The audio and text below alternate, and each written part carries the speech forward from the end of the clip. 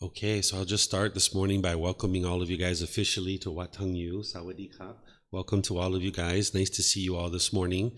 This is what we call our Pali Canon and English study group, where we study the original words of the Buddha. We have regular classes here on Sunday, Wednesday, and Saturday. And on Sunday and Wednesday, this is a really great place for students who are just getting started on the path to enlightenment to build a nice foundation. And then we have various courses and retreats throughout the year that are also really great for students who are just starting out. This particular program is usually something students will attend once they have a nice framework of the teachings of the Buddha. And I know all of you guys have never been here before, because I know from recognition that this is your first time here. So this particular class that I'm going to be sharing with you guys, it's not the traditional style of learning. Normally the way that people learn the teachings of the Buddha is a teacher will teach and teach and teach, and then every 20 or 30 minutes maybe open up for questions so that you guys can ask questions. But in this particular program, it's more of like a study group for on Saturdays. So I'll show you guys how it goes as we get going, but I'll just let you know that if this is your first time learning the teachings of the Buddha, your first time to a temple to learn the teachings of the Buddha, this is a little bit of a different style of learning on Saturdays that we do. But the way that we start our classes is we start with meditation, because the Buddha provided these teachings that help guide you to this enlightened mental state. What enlightenment is the mind is peaceful, calm, serene, and content with joy. You no longer experience any discontent feelings. So all the anger, sadness, frustration, irritation, annoyance, guilt, shame, fear, boredom, loneliness, shyness, resentment, jealousy, the stress, anxiety, even the slightest displeasure is eliminated from the enlightened mind by the time you attain this mental state. And this is a gradual training, a gradual practice, and a gradual progress. Sometimes people think that the Buddha meditated and then he instantly got to enlightenment, but this isn't actually true. If you read his original teachings, he says that, yeah, it wasn't instantaneous that he got to enlightenment. It was this gradual training, gradual practice, and gradual progress. And you know this to be true because everything you've ever learned in life, everything you've ever done has been the same way, whether it's learning to speak English or some job or occupation or skill that you have. It's been gradual training, gradual practice, and gradual progress that you've experienced the results in your life. So the path to enlightenment is the same way, that there's this gradual training, gradual practice, and gradual progress. And meditation is part of that. So I'll introduce it to you and help you guys in a meditation session and guide you. And then afterwards, we'll transition into learning some of the teachings that it takes in order to move the mind to this enlightened mental state. So since all of you guys are sitting on the floor, usually the way that you meditate is either in the seated, lying, standing, or walking positions. There's 4 individual positions, but typically people learn in the seated position. If you're sitting on the floor, you usually like to cross your legs just lightly. You're not interested in having them real tight because then the circulation won't flow. Some people like to have more than one cushion under their rear. It gets their hips up in the air. Some people even like to put their legs off the mat in order to get the hips up in the air because it lessens the angle at the hips, the knees, and the ankles, and this allows the circulation to flow. It's not about everybody doing it exactly the same way. It's about finding what's comfortable for you, because each individual body is different and unique. We're going to find different things that are comfortable. So find whatever's comfortable for your lower body. The hands and the arms, the Buddha put his right hand over his left with his thumbs together, and he put this into his lap. If this is comfortable for you, you could use it. But again, not everyone's going to find this comfortable. So there's other options as well. Some people like to put their palms on their thighs or on their knees. Some people like to put their palms up. Your lower body and your hands and arms should be completely relaxed and comfortable. The upper body should be erect. This keeps the mind attentive and alert during the meditation, whereas if you were slouched with the upper body, the mind would have a tendency to be lethargic or dull. And if you were real rigid, the mind might have a tendency to be overactive or uptight. So you would like the upper body to be in the middle where it's erect. This keeps the mind attentive and alert during the meditation, because this is a dedicated, active, purposeful training session where you're either eliminating certain unwholesome qualities from your mind or you're cultivating certain wholesome qualities in the mind. So with the upper body erect, this keeps the mind attentive and alert so that you can actually train it during the meditation. I'm going to ease us into meditation with some chanting. This chanting is something that you're welcome to do as well. We have laminated sheets on the table over there that has the chants. The chants, they're not any rite or ritual or ceremony or worship. It's not prayer or anything like that. During the lifetime of the Buddha, he used chanting to help his students to remember his teachings because he taught orally. They didn't have the teachings written down during the lifetime of the Buddha. They also didn't have YouTube or podcasts or things like this during his lifetime. So they had to commit the teachings to memory in order to be able to practice them. So they chanted his teachings once every 2 weeks as a way to commit the teachings to memory. So there's nothing mystical or magical about the chants. Nowadays, we don't need to chant in order to commit the teachings to memory. We do it in order to ease the mind into meditation and actually get more benefit out of the meditation because it kind of invigorates the mind a bit. It helps you start to become aware of the mind and aware of the breath as you ease into meditation. The chants are done in the Pali language, which is the original language of the Buddha. And you can learn these in the various courses and retreats that I teach, where I teach students how to do this chanting. After we ease into meditation with the chanting, then I will provide some guidance for a period of time. I'll kind of be with you. I'll be meditating and kind of guiding you while we're meditating together. And then there'll be a period of time where I won't be talking at all, and we'll just all be meditating. Those of you here at the temple and those of you guys joining us online, we'll just all be meditating together. And then after we're done with meditation, I'll come out of that with some more chanting to kind of ease us out of the meditation. So if you guys would like to get more cushions, or if you'd like the chanting sheet, you're welcome to get that. Just make yourself comfortable. And as I mentioned, we'll just ease into meditation with some chanting.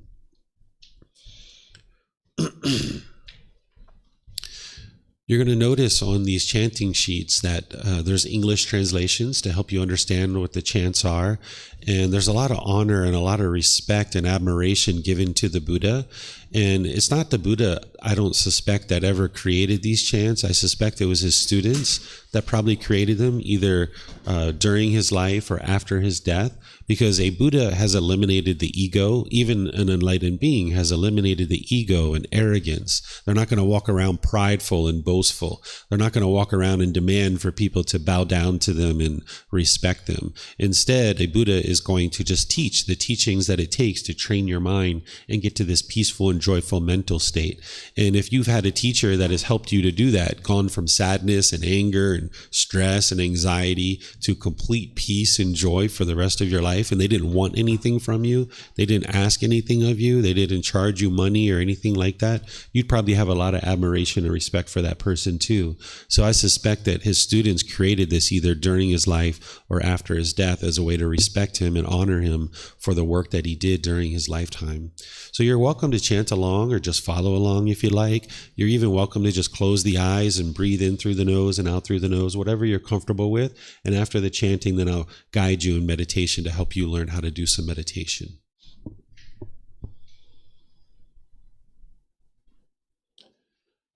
Arahang Samma Sambuddho Mahakeva Wat Tung Mahakavanhang Apivateyami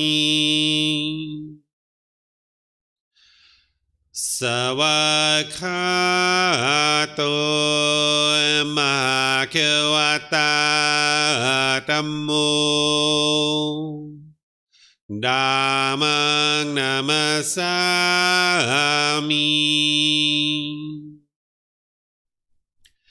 Supatipano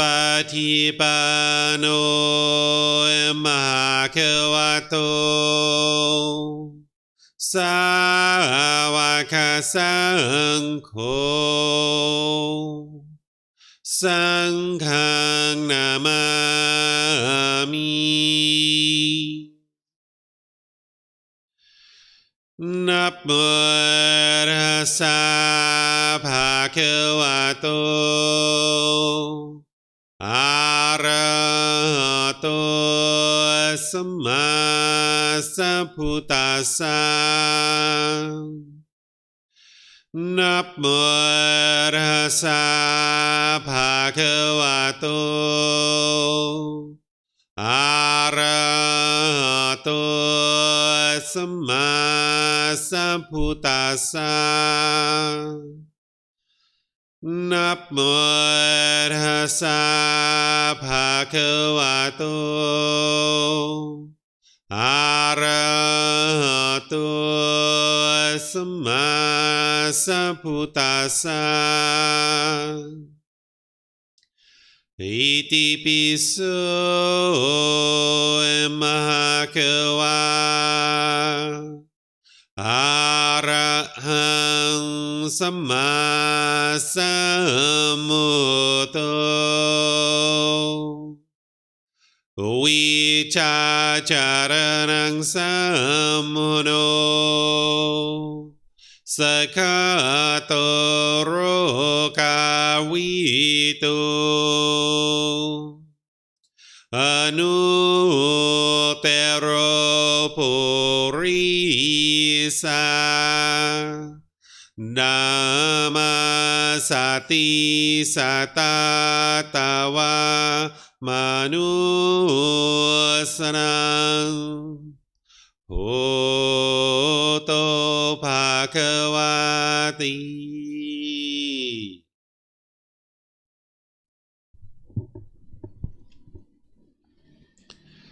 Okay, with the lower body and the hands and arms comfortable, and the upper body erect, just close the eyes and start breathing in through the nose and out through the nose. Here you're just looking to establish the breath, a nice, natural, steady, consistent breath. Not forced or controlled, just a gradual inhale through the nose, experiencing the full breath. And then when you're ready, exhale out through the nose. Breathing in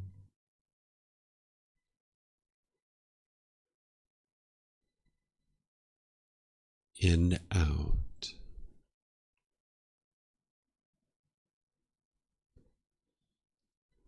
Breathing in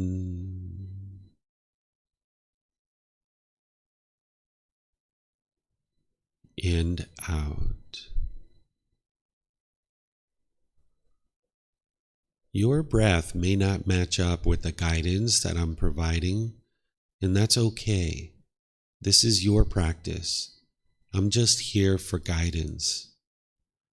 You can use this voice as a reminder that whenever you get to the next inhale, breathe in gradually through the nose, establishing a nice, natural, steady, consistent breath. And then when you're ready, exhale out through the nose, experiencing the full breath. Breathing in and out.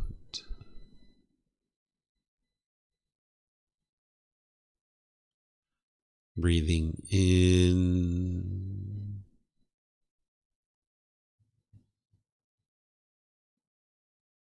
and out. Once the breath is well established, start fixating the mind on the breath, either the sound of the breath coming into the nose or the sensation of air moving over the skin into the nose. The breath is the present moment. Fixate the mind on the breath, the present moment. Breathing in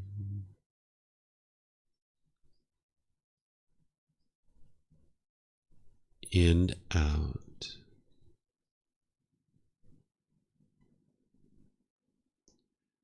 Breathing in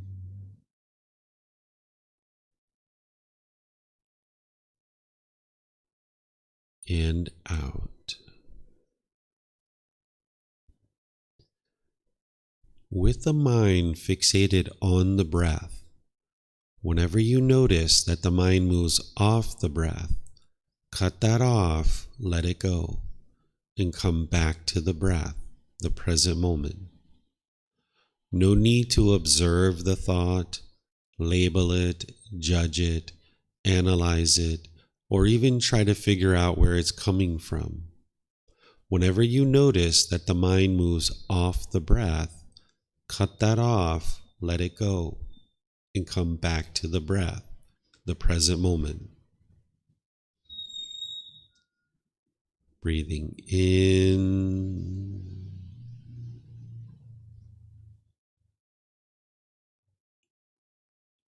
and out.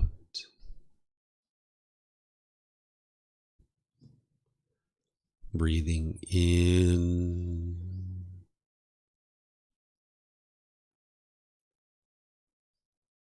and out.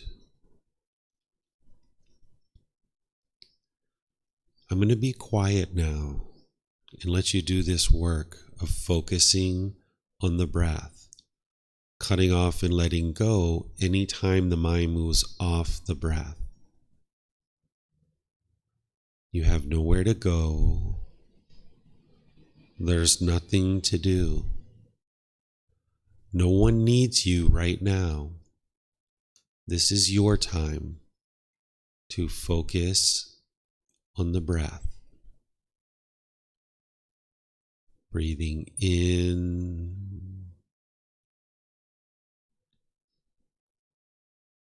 and out.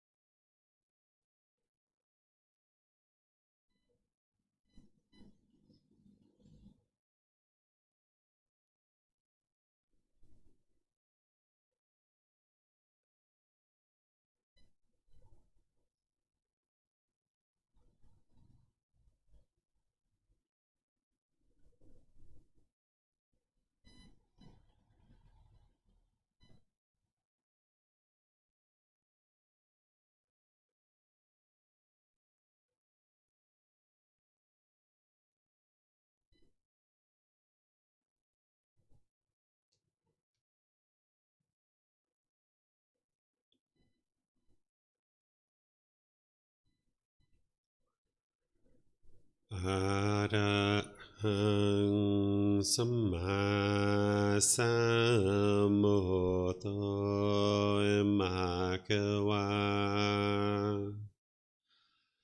โอตังมหาคะวันหังอภิวาเทมิสวากขาโตมหาคะวะตาธัมโมธัมมังนามัสสามิสุปฏิปันโนมหาคะวะโตสาวกสังโฆสังฆังนามามินะโมตัสสะภะคะวะโตอะระหะโตสัมมาสัมพุทธัสสะนะโมตัสสะภะคะวะโตอะระหะโตสัมมาสัมพุทธัสสะนะโมตัสสะภะคะวะโตอะระหะโตสัมมาสัมพุทธัสสะอิติปิโสมะคะวะอะระหังสัมมาสัมพุทโธวิชาจารณังสัมมุโนสัคขะโตโรกาวิตุอนุเตโรปุริสานามาสติสัตตาตาวามนุสนังโอโตภะคะวะติ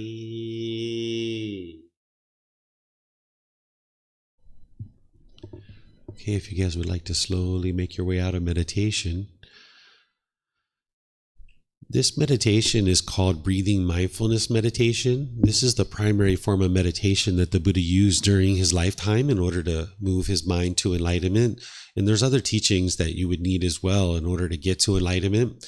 But just a little bit about this meditation is that you're developing the mind and exercising the mind to develop certain qualities that you need in order to move the mind to this enlightened mental state.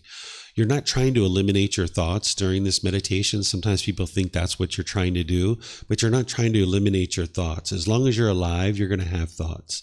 This is going to happen throughout your rest of your life. You're going to have occasional thoughts. And in this meditation, you might have even had bombardment of thoughts. If this is the first time you've meditated or you haven't really meditated in this way very much, you might have noticed your mind was bombarded with lots of random thoughts. Or you might have noticed that you had a thought and then you kind of indulged in that thought for a while. You kind of followed it and followed it and followed it. And then you realized, oh yeah, that's right. I'm meditating. Let me bring the mind back. So these are common things that the mind does when it's untrained and it's undisciplined. Even when your mind is enlightened, you're going to have occasional thoughts in your meditation. But the difference is that you'll notice it right away and you'll be able to cut it off and let it go very easily. You won't have that bombardment of thoughts when your mind is enlightened, and you won't have this thing where the mind follows a thought for a period of time and then you cut it off and bring it back. You'll have control and discipline over the mind. You'll be able to know that there is a thought and be able to easily let it go and bring the mind back to the breath. There will be quietness and stillness in the mind. By the time your mind's enlightened, there'll be peace and joy that is just always there. But on your way to enlightenment, you're exercising the mind developing qualities that you need, like mindfulness or awareness of mind.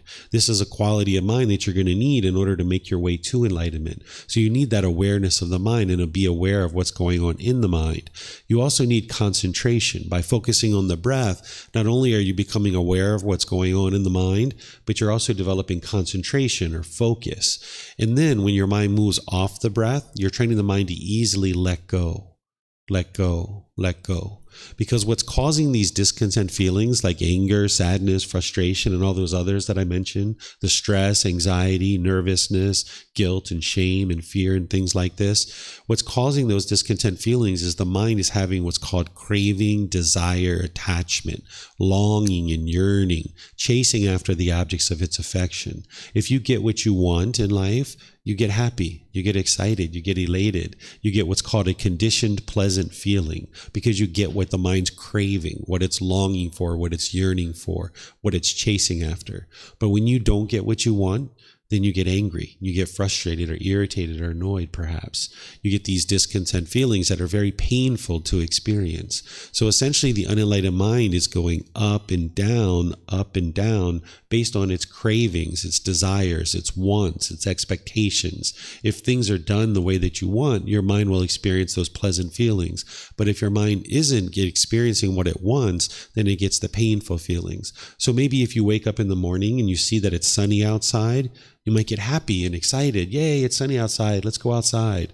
But then if it's raining, you might get sad or irritable or grumpy. This is a conditioned feeling that because your mind based its happiness or excitement on something like the sun, that sun is not permanent. So if you base your inner feelings based on the sun, when those conditions change and it's now raining or some other type of weather, your mind moves to the painful feeling because it's not getting what it wants anymore, which is the sun. Or maybe your bank account, you have a certain balance that you want in your bank account. And when it's at that level, you feel happy. But then when it goes below that, you get sad. That's because your bank account isn't permanent. Or your bank account, once you get to a certain level, maybe you want more. And then you got to work, get to that. And then you get to that level. And now you're happy for a period of time. But then that happiness fades away. And now you want more and more and more. So the mind in the unenlightened state, it has these cravings, these desires, these attachments. And as long as you're not aware of them, you don't have mindfulness or awareness of mind of them, and you're not able to easily let them go, you'll keep experiencing these conditioned feelings and this discontentedness over and over again.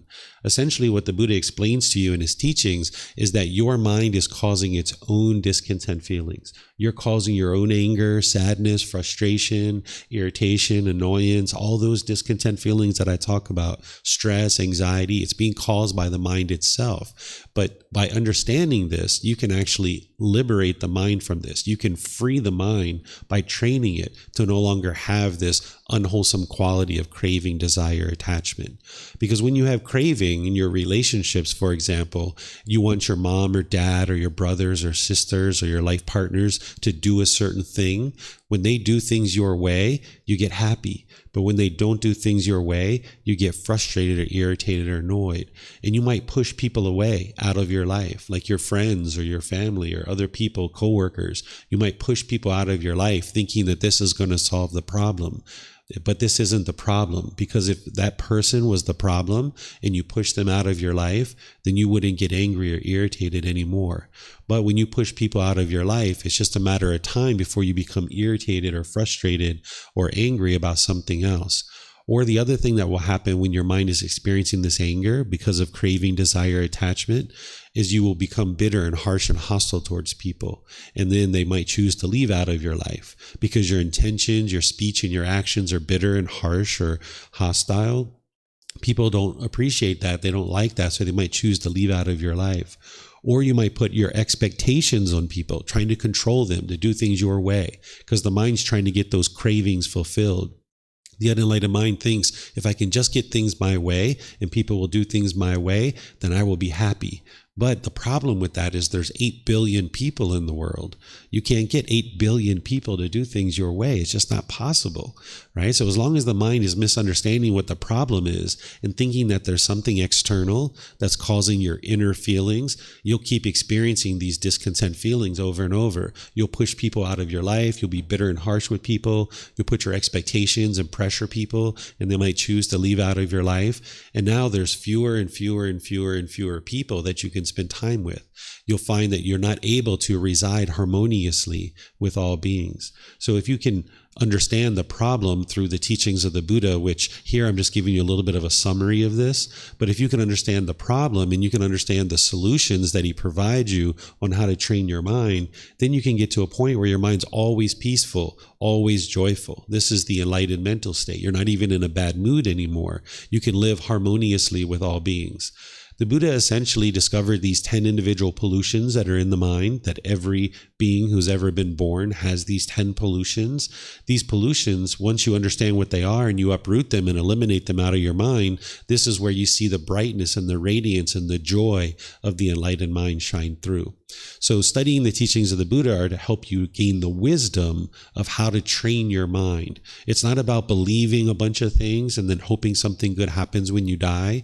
Instead, you're learning teachings, you're reflecting on them to independently verify them that they're true, and then you're practicing the teachings in order to train the mind and transform the mind and uproot these pollutions out of the mind so that then the mind can experience this brightness and radiance, this peace and joy of the enlightened mind.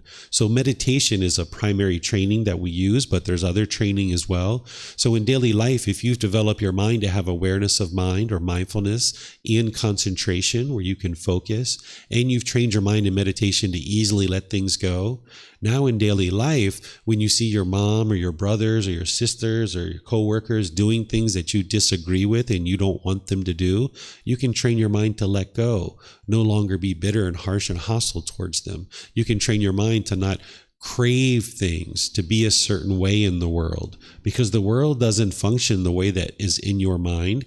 Each individual has a certain perspective of how the world should function, but the world doesn't function that way because that's only in your own mind. The world functions based on what's called the natural laws of existence. This is what the Buddha taught. He explains to you how the world functions through his teachings, and then you can independently verify them.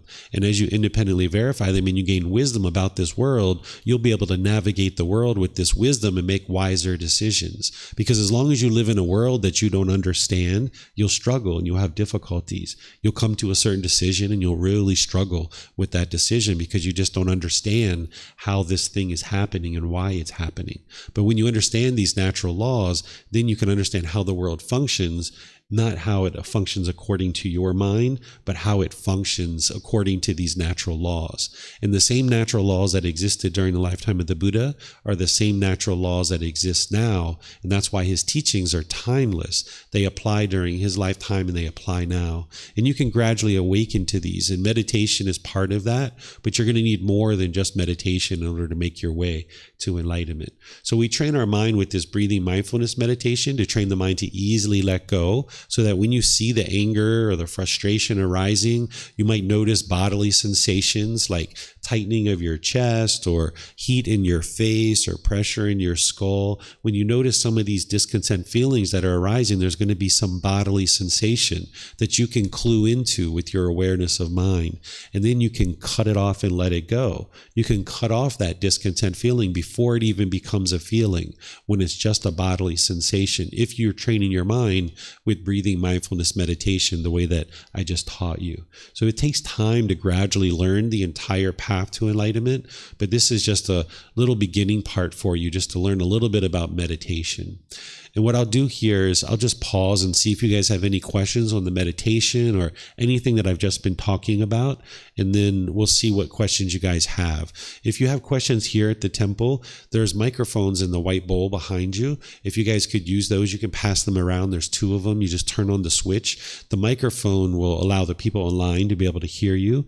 And then for those of you guys that are online, if you're in Facebook, YouTube, or Zoom, you can put your question into the comment section and I'll be able to see that. Or if you're in Zoom, you can electronically raise your hand and ask any questions that you like. We'll hear you here at the temple through our speakers. So do you guys have any questions on anything that I just shared, or the meditation, or anything that you're encountering as far as Buddhism? If you've been traveling around Thailand and seeing the different temples and you're curious what you're seeing, you can ask anything you like. Yeah, if you guys would like to get those microphones, you can pass them around.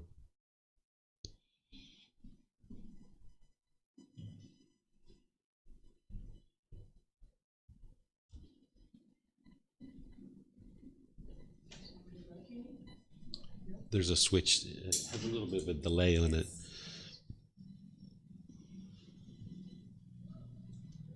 Now? Yes. Yes, perfect. Hi. I wanted to ask what are your opinions on a daily practice? Because I've been practicing yoga for quite some time. And a couple of my yoga teachers said, if you really do want to get into yoga, you do have to practice daily. If it's even like 5 minutes, 15 minutes, you do have to do it. And I've never been able to do it in like the stressy situation in life. So I'd like to hear what you think about it. Yeah, so I don't really have any comments on yoga, but on Buddhism and the practice that you're developing with Buddhism, I call it developing a life practice. This is the title of the first book of this book series that I share, where you're developing this life practice and you're practicing it all the time. From the moment that you wake up until the moment you go to sleep, you're practicing various teachings that you need in order to train the mind. The meditation is part of that, but there's other things as well. Like, for example, if you meditated for, say, 23 hours a day, and then you went outside and you were bitter and harsh and hostile with people, your life's not going to be peaceful. Your life's not going to be joyful, because when you're bitter and hostile and harsh with people, that's going to come right back to you. People are going to be bitter and harsh and hostile with you.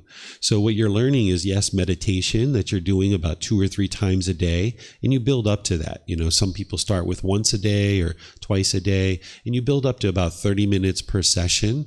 But again, you build up to that over 6 months, a year, 2 years. Some people start with just 5 minutes, 10 minutes, 15 minutes, once a day or twice a day. So you do your meditations, but you're also practicing a certain amount of moral conduct, where you're being polite and kind and friendly and respectful through your various intentions, speech, and your actions. You're ensuring you're not causing harm through your livelihood and the way you sustain your life. You are practicing a whole litany of teachings that you gradually learn and develop in your life. You're even practicing generosity, where you're giving and sharing more than is strictly required in any given situation, without any expectation of anything in return, so that you can eliminate selfishness, where you're not holding on to things so tightly. So there's various teachings like this that you learn and you practice. And I think about it like you're practicing every breath, not the meditation, but you're practicing the teachings every breath. Like, you should be aware of the mind all the time. But in the unenlightened state, we tend to not be aware of the mind. At least I know before I was on this path to enlightenment, I wasn't aware of what was going on in my mind. I was like plowing through the forest, knocking down the trees, burning up the forest, doing all kinds of unwise things. And I was like, who lit that fire? Right? It was me who lit the fire, right? There was all this smoke everywhere. So we tend to not be aware of what's going on in our mind, and we're not aware of the decisions that we're making and how they're being impactful to others and harming others. So this path is about learning about your mind. It's learning about these natural laws. It's learning about how to practice harmlessness, so you're not harming others. And then more and more, your condition of your mind is gradually improving, but it's a consistent, ongoing practice from the moment you wake up until the moment you go to sleep. Yeah.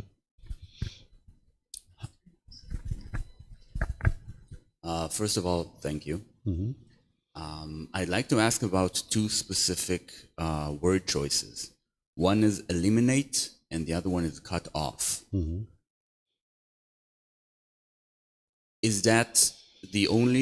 Are those the only words that you would use? Eliminating parts of the personality or mental habit. It's a very strong word. Cutting off, the same. I think when I was meditating and a thought came up, instead of just letting it float away, I felt like I was required to violently eliminate it. Mm-hmm. Just looking for your thoughts on that. A very open question. Sure. So there's nothing violent about the path to enlightenment. So that's something that, you're thinking about. So the word cut off, for some people, they think it's a little bit strong. That's why I say cut off and let go, because let go is what you're looking to do. You're not interested in the thought coming into the mind, but it will. So what you're doing is you're gaining discipline, you're gaining control during the meditation. Because when your mind's sad or angry or frustrated, you don't have control over the mind. The mind is like a wild animal running around the forest doing whatever it wants to do. So if you can gain this awareness of the mind and you can gain this discipline and control, when you observe the anger and frustration arising, you can cut it off and let it go. Let it go, right? Not violently, but you can cut it off and let it go.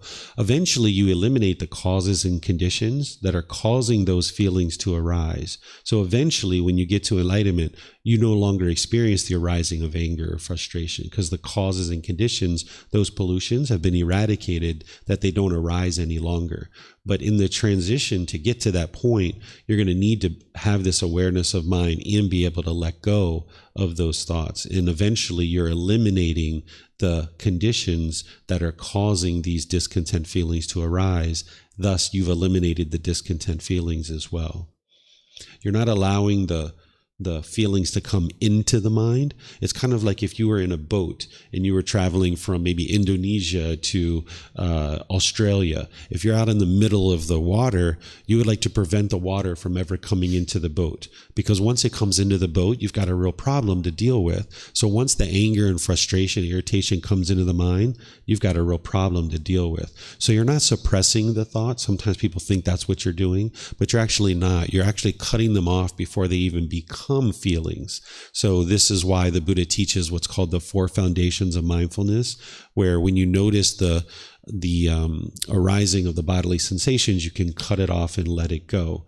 And this is the kind of early warning system that the human being has, that before a feeling comes to the mind, you get these bodily sensations that you may or may not even be aware of right now. Some people are, some people aren't. Are you guys aware of that, like tightening of the chest, maybe tightening of the throat, maybe heat in the face or pressure in the skull that you get maybe before you get angry or frustrated? Have you experienced that? Yeah, you guys know what I'm talking about? That's like an early warning system showing you like, hey, you're about to get angry. You can take some action here and you can cut that off. And if you learn to restrain your mind like this in meditation, then in daily life, you'll be able to do it. But it takes time to gradually train the mind to do that. So on your way to enlightenment, you will still get angry. You will still get frustrated and irritated. But slowly but surely, as you reduce the pollutions more and more, then you'll eventually get to the point where you'll see more and more peace and joy coming through the mind. You'll have less and less intense feelings until eventually all those strong feelings are eliminated from the mind. Mm-hmm. You're welcome. Yes, ma'am.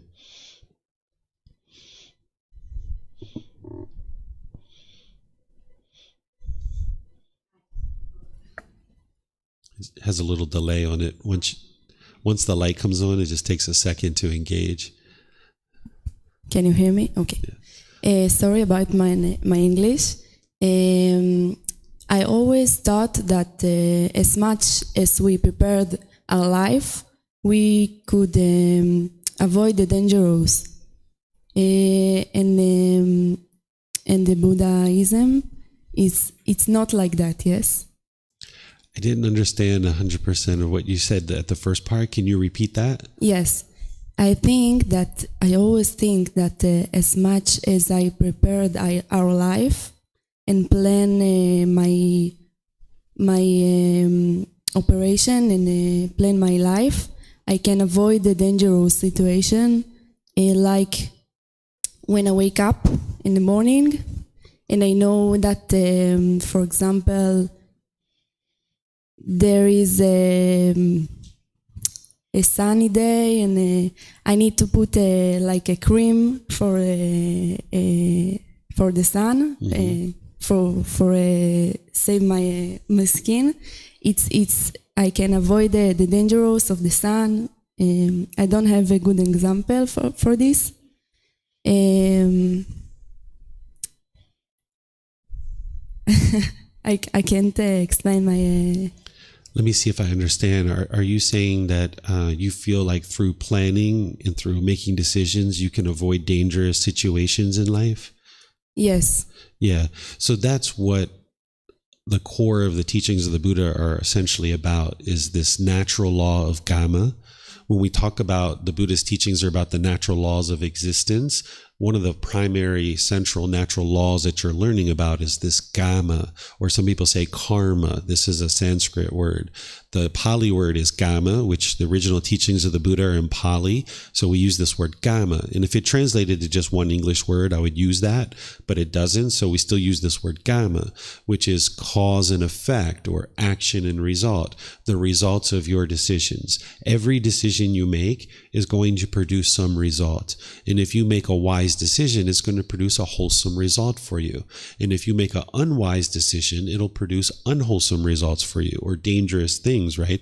Unwholesome things. So when you have a lack of wisdom of the natural laws, which in the unenlightened state, you naturally have an unknowing of true reality. You have certain confusion, certain misunderstanding that you don't know these natural laws 100%. The mind's not awake to the wisdom of the natural laws. So as long as you have this lack of wisdom, you can think that you're making all the best decisions in the world, but in reality, because of your lack of wisdom and your confusion and misunderstanding, you're actually making unwise decisions that are now producing unwholesome results in your life. And typically what we do in the unenlightened state is we blame these unwholesome results on other people. We think that it's other people that are causing us these difficulties. And this is part of the ego and the conceit in there, trying to blame other people for what we're experiencing. When you awake to this natural law, you can actually see that it's your decisions that are leading to any particular result that you're experiencing. And the beauty in understanding this and being able to see the truth in this is that all you need to do is cultivate wisdom. And the more wisdom that you cultivate, you can make wise decisions and then produce wholesome results. So the beauty in understanding the natural law of Gama, in that everything that you experience in your life is based on your decisions, is that you can take responsibility for the decisions that you make. And now if there's anything that you don't particularly care for in your life, you can gain wisdom, make different decisions, and experience different results. Whereas everything that we experience is a result of somebody else, and we blame somebody else, then we can't have a good life until we fix everybody else. This is what the unenlightened mind does, is it wants to go around and fix everybody else and teach everybody else to do things a certain way, the way that's according to your mind. And this doesn't work because, again, there's 8 billion people in the world. But if you train your mind to understand these natural laws, and now you gain this wisdom, now you make wise decisions that produce wholesome results, and you can avoid these unwholesome results that we experience in the life in the unenlightened state. So that's the whole core of the teachings of the Buddha among training your mind and all these things. It's this natural law of Gama, this cause and effect, or action and result, the results of your decisions, that it's your life, your decisions, and your results. Thank you. You're welcome. Any other questions here? No? Okay, I'm looking online. I don't see any questions. So typically today, oh, my camera's froze up again. This camera keeps freezing up. So typically today we study the Pali Canon and English study group. And as I mentioned, this is a program that is for individuals who have already established a certain amount of foundation in the teachings of the Buddha. We can switch over to studying that because there's at least one student here that has been studying regularly in this program. And this is a way to study with the original words of the Buddha. But I would like to just share with you guys that this isn't the typical place that somebody would start learning. And I know that a lot of you guys probably, this is your first time maybe learning. I know it's your first time learning here, but if you guys would like to learn more of a foundational learning and foundational teachings of the Buddha, this would be on Sunday and Wednesday, and then also the various courses and retreats that we offer. This is the one class that I do where it's more kind of an individual needs to have a foundation in order to really gain the most benefit. But there's been plenty of students who've this is their first time learning and they come to this class, because it's not something that I tell people ahead of time. I just invite everybody to come in. And when you learn what I'm going to share with you guys in this class, you can still learn. You're going to still understand more of the teachings of the Buddha, but just understand certain things that I share. You might not have the foundation that you need to understand it fully, but you'll understand it to a certain degree. And I'll teach it in a way that you'll be able to understand it. So the way that I teach this class is I invite you guys to study these original words of the Buddha. These books that I share in the Sunday and Wednesday class, I base it on volume 1 of the book series. That's the foundational book. And then this particular class is based on volumes 2 through 13. And we're actually in volume 10 now. This is chapters 21 through 30. And these chapters, they're actually quite short. This is a page and a couple of sentences, right? So what we usually do is I invite a student here at the temple, or anybody on Facebook, or I'm sorry, anybody in Zoom, to be able to read this chapter. And if you read this chapter out loud, then after you read the chapter, I will then share some teachings for about 5 or 10 minutes on that particular chapter, and then open up to any questions that you guys have related to the chapter. And then we'll move on to the next one. And in this way, you can study with the original words of the Buddha. Everything that I teach is based on the original words of the Buddha, but oftentimes when you're first learning, it's nice to have a teacher kind of deliver a package of teachings to you and kind of share it with you for 20, 30 minutes, teaching, and then open up the questions. And then I do that typically for about an hour and a half in different classes and courses that I teach. But here we do this like study group.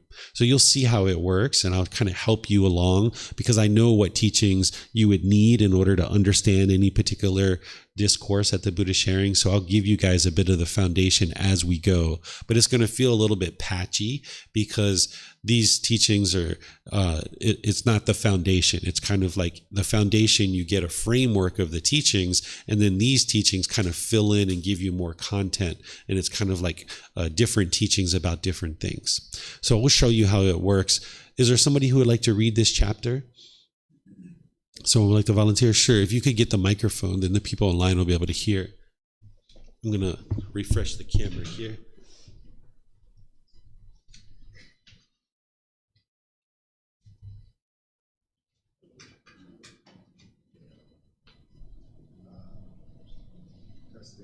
Testing. Hello. There you go. Okay.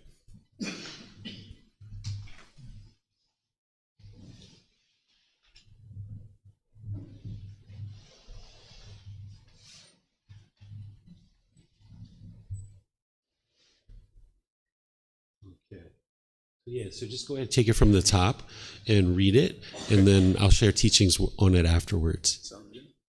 The suitable way for attaining Nibbana, Enlightenment, third discourse.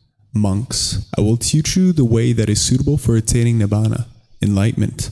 Listen to that and attend closely. I will speak. And what, monks, is the way that is suitable for attaining Nibbana, Enlightenment? Here, a monk sees the I as non-self. He sees forms as non-self. He sees I consciousness as non-self. He sees eye contact as non-self. He sees as non-self whatever feelings arise, with eye contact as condition, whether or pleasant or painful, or neither painful nor pleasant.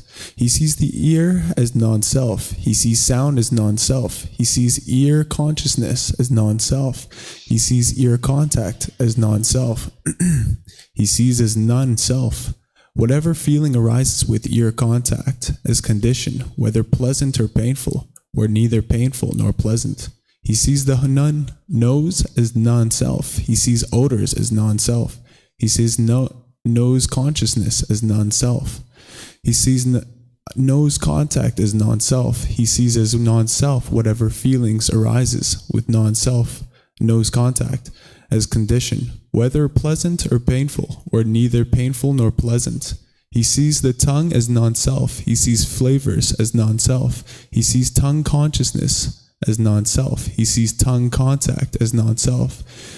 He sees as non-self whatever feelings arises with tongue contact as condition, whether pleasant or painful, or neither painful nor pleasant. He sees the body as non-self. He sees physical objects as non-self. He sees the body consciousness as non-self. He sees body contact as non-self. He sees as non-self whatever feelings arises with body contact as condition, whether pleasant or painful, or neither painful nor pleasant. He sees the mind as non-self. He sees mental objects as non-self. He sees mind consciousness as non-self. He sees mind contact as non-self. He sees as non-self whatever feeling arises with mind contact as condition, whether pleasant or painful, neither painful nor pleasant. This, monks, is the way that is suitable for attaining Nibbana, enlightenment. Okay, thank you, sir. So here, there's a lot of teachings that one would need to understand in order to understand this one. So I'm going to walk you guys through these kind of in summary form, because remember, we're in volume 10 here, which means students have studied quite a bit by the time they usually get to this book. Okay, so Nibbana is the Pali way of describing enlightenment. So we use enlightenment in the English word, English language. This is that peaceful, calm, serene, and content mind with joy. It's a mental state that you attain in this life. And part of attaining this mental state is to understand how the mind works and understanding this being who you are right now. And the Buddha is explaining here some very detailed teachings that are connecting a bunch of teachings together. One of his teachings that he talks about is it's called central desire. This is one of the pollutions or the taints or the fetters or the defilements that are in the mind, that the mind has this longing, yearning, this craving, this desire, and this mind is wanting things to be permanently pleasing. And through the eyes, the ears, the nose, the tongue, the body, and the mind itself, the mind is now longing, yearning through these sense spaces where the mind is wanting permanently agreeable contact. So you want to see permanently agreeable things. And if you see things that are permanently agreeable to you, you get pleasant feelings like happiness, excitement, elation. You want to hear permanently agreeable sounds. You want to smell permanently agreeable odors. You want to taste permanently agreeable flavors. You want physical objects to come in contact with the body that are permanently agreeable to you. And then the mind itself wants to have thoughts that are permanently agreeable. But the challenge is that you live in an impermanent world. Everything around you is impermanent. You can independently verify this, that everything around you is impermanent. This physical body is impermanent. Your relationships are impermanent. The weather is impermanent. This class is impermanent. This carpet is impermanent. The walls of the temple, this entire building is impermanent. It's constantly changing. That's what impermanence means. It's temporary. But the mind in the unenlightened state doesn't understand the universal truth of impermanence. The mind keeps craving this permanence, and it's wanting this contact through these sense spaces. We call them the 6 sense spaces: the eyes, ears, nose, tongue, the body, and the mind itself. And if you get what you agree with through these sense spaces, this is the way the mind takes in things into the mind. If you get what you want, you get those pleasant feelings, but they're only temporary because your pleasant feelings are conditioned on this contact. Like, for example, say you're sitting at a traffic light in a car and another car pulls up next to you with some music on, and you hear this sound going into the ear, and it's music that you like. You're like, yeah, that's my music. All right, let's go. Come on, let's have some fun. Yeah, that's great music, right? And you get all these conditioned pleasant feelings. Based on the condition that you're hearing a sound that you agree with, you get happy and excited. But now you pull up to the next traffic light, and now somebody has a different type of music on that you don't like. Because of your craving in your mind, because of your central desire, you want to hear this other music. But now you're hearing this music and you don't like it. And now you get frustrated and irritable and grumpy because you want things to be permanently agreeable through the ears. And it's happening through all these sense spaces, whether it's the eyes, the ears, the nose, the tongue, the body, and the mind itself. The mind wants permanently agreeable contact. So the Buddha here is explaining that here the I, he's saying, is non-self, which I'll explain to you in a moment. But he's saying the I sees physical forms through the eyes, right? And now once the mind becomes aware of it, this is called I consciousness. So the mind becomes aware of this thing, right? Like you look at this microphone. So there's the I inside the body. There's a physical form, which is the microphone. And then when the mind becomes aware of it, now that's I consciousness. I'm aware that there's a microphone right here, right? And now those three things, the I, the physical form, and the consciousness or the awareness of this microphone, this is called eye contact right here. Okay? And this is, the Buddha is explaining this to you because you need to know this detail in order to ultimately eliminate your central desire. And the same thing is happening not only with the eyes, it's happening with the ears, the nose, the tongue, the body, and the mind itself. So there's the ear, then there's a sound, then the mind becomes aware of this sound, that's ear consciousness, and then we call this contact. We call those three things, that now you've had contact with this sound, right? And this is happening with the odors, the flavors, the physical objects that touch the body, and then the mind itself. What's going on with the mind itself is you can be in the present moment thinking about pleasurable or painful things from the past. And now in the present moment, you're experiencing either pleasant feelings, painful feelings, or neither painful nor pleasant feelings in the present moment based on things that happened in the past. So if you cling and hold on to things that occurred in your past, your mind can be shaken up in the present moment. So say you were really rich and really wealthy in the past, and you had all these pleasurable things, and then now in the present moment, you don't have wealth, you don't have money, you'll probably be irritable or grumpy or discontent, right? And you may be longing, yearning for those pleasant things that happened in the past. And this is all happening inside the mind. You haven't had any contact outside the mind. It's just the mind thinking about these things. Or maybe you had very painful things that happened in the past. Maybe you've been abused, or you've had other things that have happened to you in your life. And now in the present moment, you're thinking about those things, and you become angry or frustrated or irritated because your mind's now thinking about things that it's holding on to in the past. So this is how the mind causes its own discontentedness without even having contact through the sense bases. And you can have the same thing about the future. Say like before you came to Thailand, maybe 3 months, 6 months before you planned your trip, you might have got really excited. You were really excited. You're just sitting at work and you're just thinking through your mind about coming to Thailand, and you just get so excited and so excited and so excited, right? But then you show up to the airport and your flight's delayed or it's canceled, and now you're angry and you're frustrated because you're longing, yearning, you're so excited to go to Thailand. I want to go.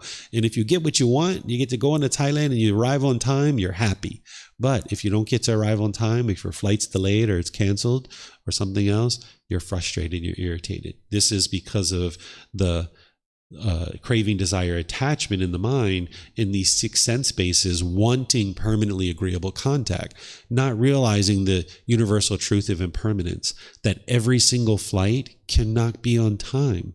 It's just not possible for every single flight to be on time because of the universal truth of impermanence. It'd be wonderful if every single flight was on time, but that's not the world we live in. We live in an impermanent world, but the unenlightened mind doesn't understand this. The unenlightened mind craves permanence. It wants everything to be pleasing and satisfying all the time. But you can't get that. As long as you as long as your mind doesn't understand impermanence, then your mind will continue to be shaken up. You will experience this discontentedness. So here, this is helping you understand the 6 sense bases in what I forms, eye consciousness, and eye contact is. Now the Buddha's in here talking about non-self. What he's talking about here is he's explaining to you that none of the things that you experience through these eyes, ears, nose, tongue, body, or the mind itself is you. It's not you. It's not who you are. Oftentimes what the mind does is it clings to this body or it clings to this mind, thinking that this is who you are. So if you think that this body is you, which the unenlightened mind typically does, is that you might cling to your self-image and how you look and how you appear in the world. You might say if you spill spaghetti sauce or chocolate ice cream on your clothes, you might get embarrassed when you go outside. That embarrassment that is arising in the mind, it's because you're craving and clinging to this body, wanting to be perceived in a certain way. Or if you see a wrinkle or you see a gray hair or you're losing your hair, you might become angry or frustrated or irritated or annoyed because you're not being perceived in the world a certain way. Or if somebody compliments you and says, oh, you're so beautiful or you're so handsome, you might get these pleasant feelings based on the condition that somebody's complimenting your physical appearance. And you think this is you, so you get these conditioned pleasant feelings because somebody's complimenting you. But it's only a matter of time before somebody says something degrading and disparaging about how you look. Because of impermanence, it's not possible for everybody to compliment you and say positive things. There's going to be somebody along the line that's going to say something negative and disparaging. I'm not saying that's wise. I wouldn't say those things to you, but somebody else will, because their mind is untrained and they're going to be disrespectful. They're going to be impolite. Right? And this is the world that you live in, is that not every single person is polite and respectful. Because if that was the case, that would be permanence. But you live in an impermanent world. So there's going to be some people who are polite and respectful, and there's going to be some people who are impolite and disrespectful. And if you base your inner feelings on what other people are doing, it only takes somebody to say something to you that you disagree with, and boom, your mind's angry, and now it's out of control.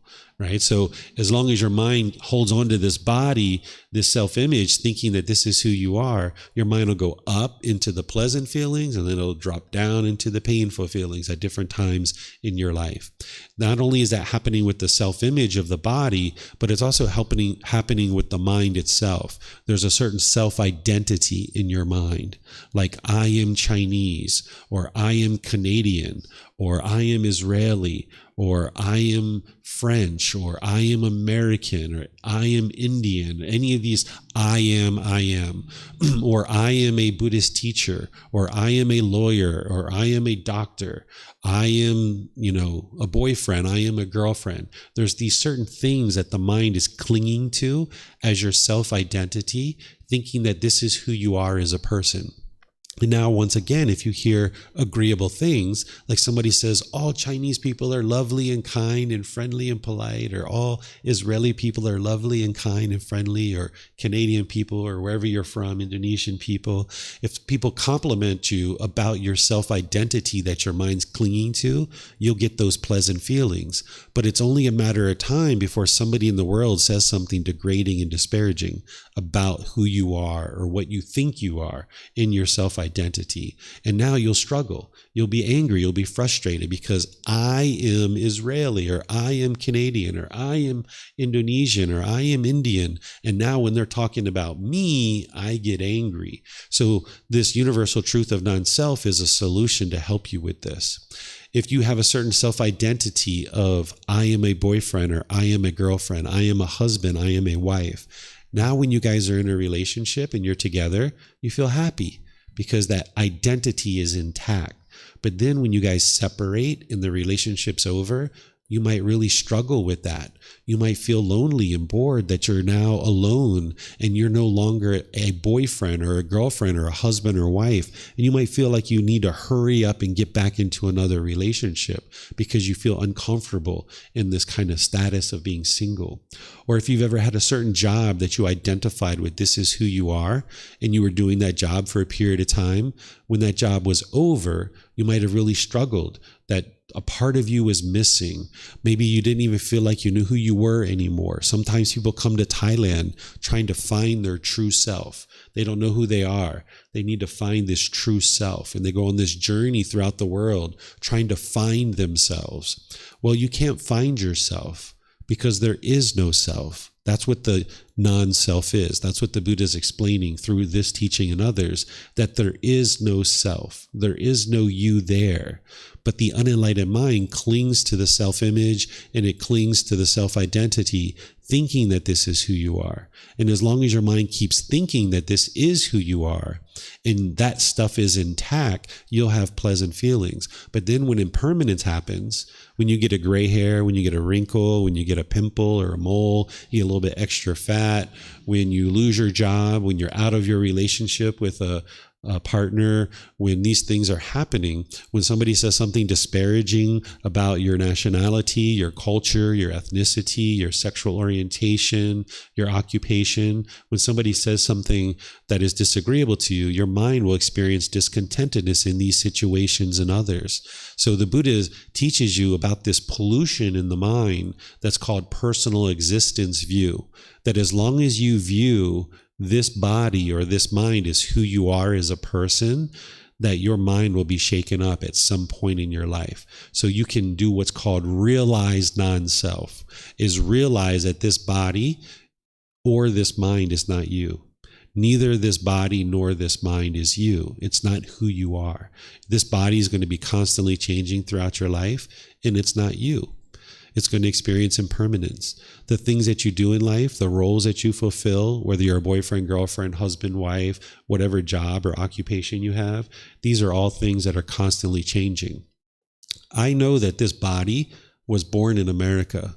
It was originally born in America, but I am not American.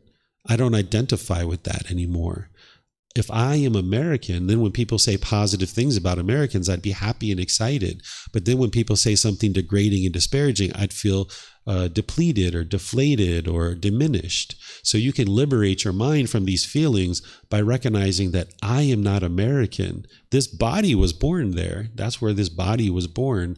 But that concept of that identity of I am an American doesn't exist in the mind any longer. So you can uproot that out of the mind, and then you'll be peaceful and joyful no matter what people happen to say. And then, of course, you'll make decisions to associate with certain people who are into wholesome and wise things. But when somebody says something, maybe you're at a restaurant and 2 tables over, they're talking about your country, and maybe they're talking in degrading and disparaging ways, and you just overhear this conversation 2 tables over. You can't control that, but you can control your mind if you train your mind, that when you hear this, you realize, oh, okay, that's their opinion, that's their view.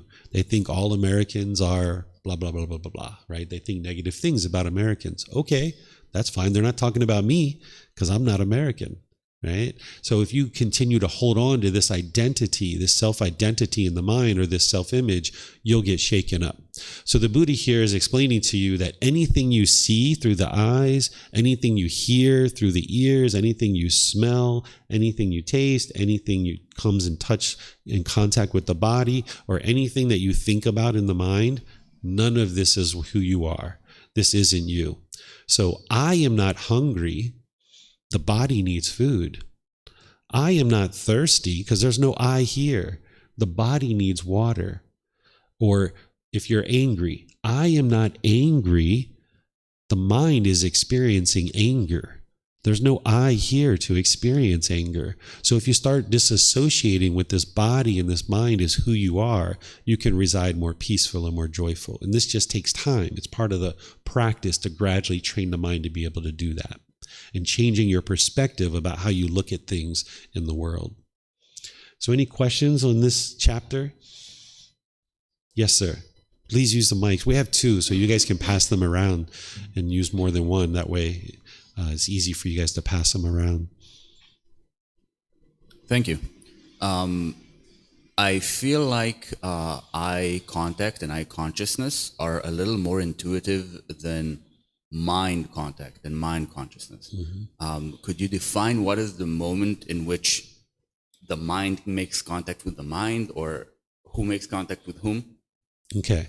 So if you're laying in bed, either in the morning when you're waking up, or at nighttime when you're going to sleep, your eyes are closed, you're just trying to doze off to sleep, and you have various random thoughts going through your mind, that's the mind experiencing mind contact. That there is the mind, then there's a mental object, which is like the thought. There's various ways of explaining a mental object. That's what the Buddha is explaining down here. Is the mind experiences mental objects. We use this word mental objects in different contexts in different ways. Typically, we refer to it as mental states, that there's a certain mental state that the mind has, like it's generally agitated, or it's experiencing gratitude or something like this. But also we use mental objects to refer to these 10 pollutions in the mind, the 10 fetters that the Buddha discovered. Those are mental objects. But in a context like this, you could think about mental objects as like a thought or thinking. So while you're dozing off to sleep or waking up in the morning, the mind is experiencing thoughts or mental objects. And now the mind being aware of those thoughts that you're having, that's mind contact. And now the mind's in contact with this thought of the past or the future. And now you're experiencing discontentedness in the present moment. So like when if you experience anxiety, typically the mind is thinking about something in the future, and you become scared and having anxiety about something that may or may not even happen in the future. And that's because of this mental object that's in the mind, and the mind's having mental contact. So what you would like to do is when you notice that coming up, like you're thinking about this thing in the future, it's like, just cut it off and let it go. If you've been training your mind in meditation to be able to do that, you can cut it off and let it go. You won't be able to do that right now easily because if you haven't been training your mind, but ultimately you'll be able to get to the point where you cut that off and you're like, you know what? I'm going for that job interview and I've prepared the best that I can and I'm going to do my best and whatever happens, happens. And I may get the job and I may not, and that's okay. And I'm just going to do my best. And when you notice that thought of anxiety coming up, you can cut it off and cut it off and cut it off. And eventually you get to the point where you don't have those cravings anymore. So you won't experience the anxiety. But as you're transitioning and you're laying in bed, you're waking up and you're getting all worried about this job interview you got to go have today, you're like, no, I'm not going to let the mind do that. I'm going to cut that off and let it go so that I can reside peaceful and joyful. And as I mentioned, the more you train your mind with meditation and other techniques, it'll be easier to do that with. Yes, ma'am.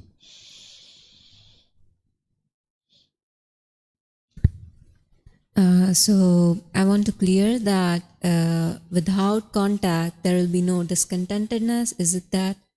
Or there can still be discontentedness if there is no contact? If there's contact with craving, the craving is the cause of the discontentedness, but there has to be contact in order to trigger that craving. So contact is a condition in order for there to be discontentedness, but there also has to be craving. So for example, an enlightened being, they don't have any craving whatsoever, but they still have contact. They still have contact through the eyes, the ears, the nose, the tongue, the body, and the mind itself. So there's still contact that is being experienced. But since an enlightened being doesn't have craving, desire, attachment in the mind, their mind's not getting discontent. So it's the craving, desire, attachment that is causing the discontentedness, and that is contingent on contact. There has to be some contact through the mind or through these other 6 sense bases. Okay, and so thinking about a past or future that will create discontentedness is still contact through mental objects, like through mind. Yes, but an enlightened being in this situation, like an enlightened being can think about the past, can think about the future. Maybe they're using something from their past to make wise decisions in the present moment, or they might be thinking about something in the future and planning the future, but they don't have a craving. They don't have a clinging to these experiences in the past. So say, for example, say an enlightened being in their past had a fight, or say they were beat up by their parents, or maybe even sexually abused. They will remember that those things occurred. They will have the memories of those things, but it won't be affecting the condition of their mind in the present moment because their mind's not clinging to those experiences and holding on to them and then experiencing pain in the present moment. Mm-hmm. Yes, ma'am. There's another mic. Maybe we can use this mic on that side and that mic on that side. We can get karaoke going in here if we like.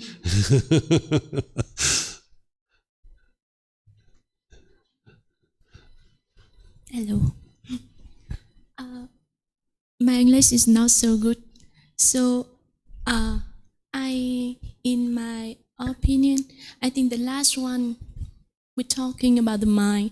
Mm-hmm. It means like we have to practice and we will understand this thing more clearly. You think so? Because sometimes I think very simple question, but if here someone never practice, if we using word, it's more complicated. But by the way we practice, we can understand very easily.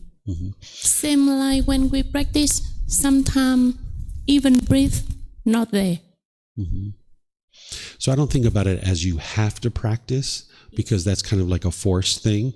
It's a choice that each individual chooses to do, is that they learn, they reflect, and they practice. So this is something that somebody does need to understand in order to get to enlightenment, but it's not typically the first thing that you understand. That's why it's in volume 10, chapter 21.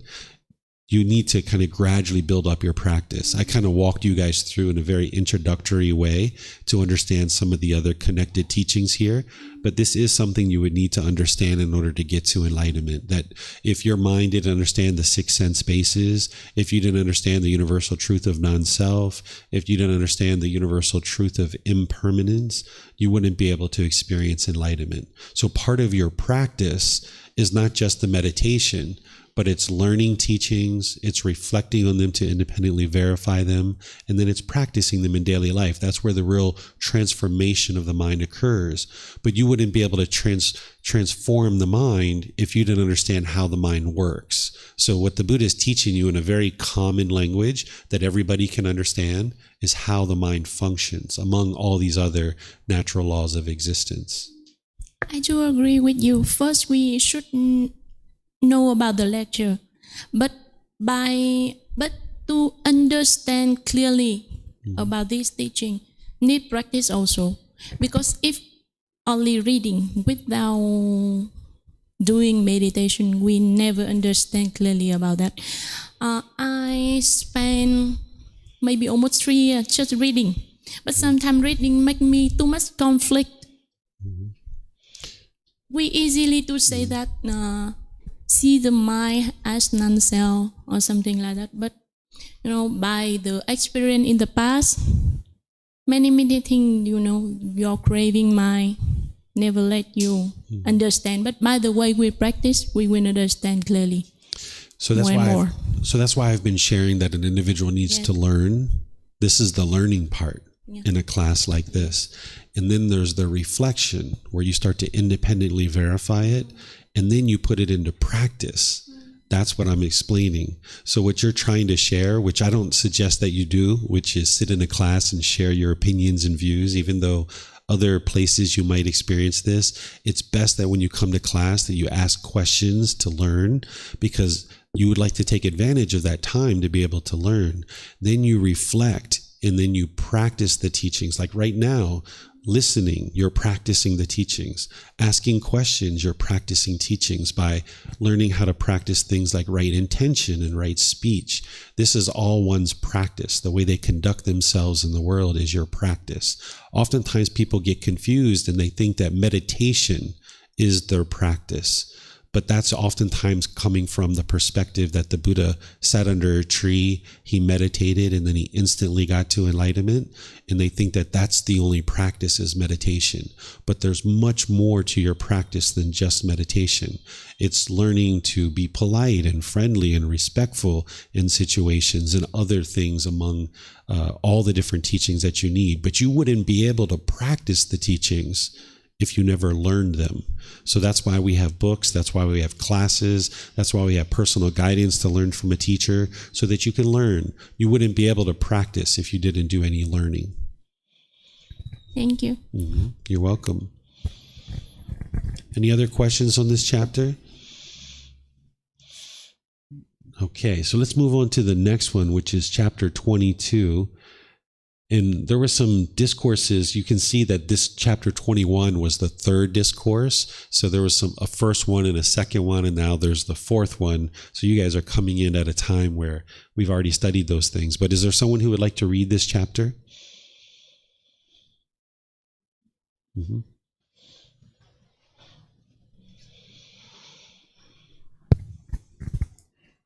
The suitable way for attaining Nibbana, enlightenment.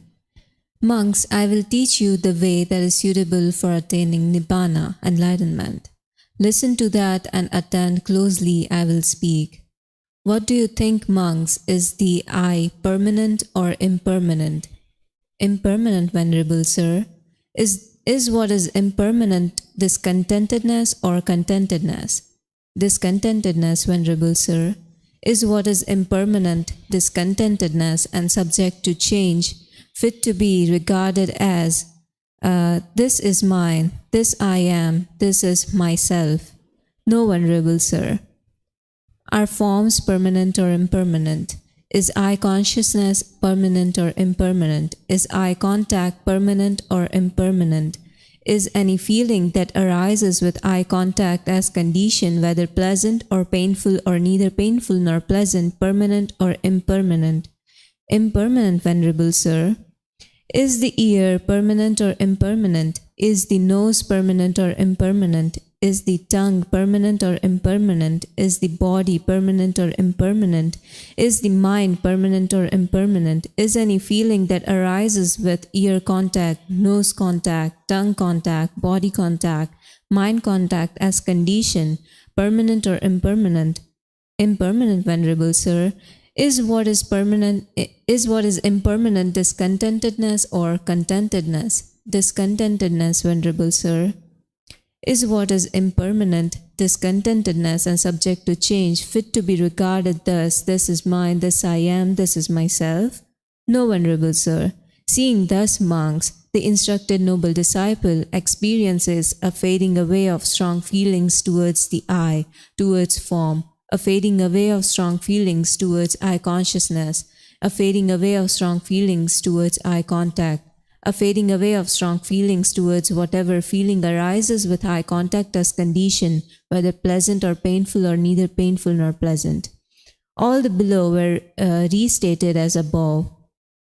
He experiences a fading away of strong feelings towards ears, towards nose, towards the tongue, towards the body, towards the mind, towards whatever feeling arises with the mind contact as condition, whether pleasant or painful or neither painful nor pleasant. Experiencing a fading away of strong feelings, he becomes free from strong feelings. Through freedom from strong feelings, his mind is liberated. When it is liberated, there comes the knowledge, it's liberated. He understands, destroyed his birth, the holy life has been lived. What had to be done has been done. There is no more for the state of existence. This, monks, is the way that is suitable for attaining Nibbana, enlightenment.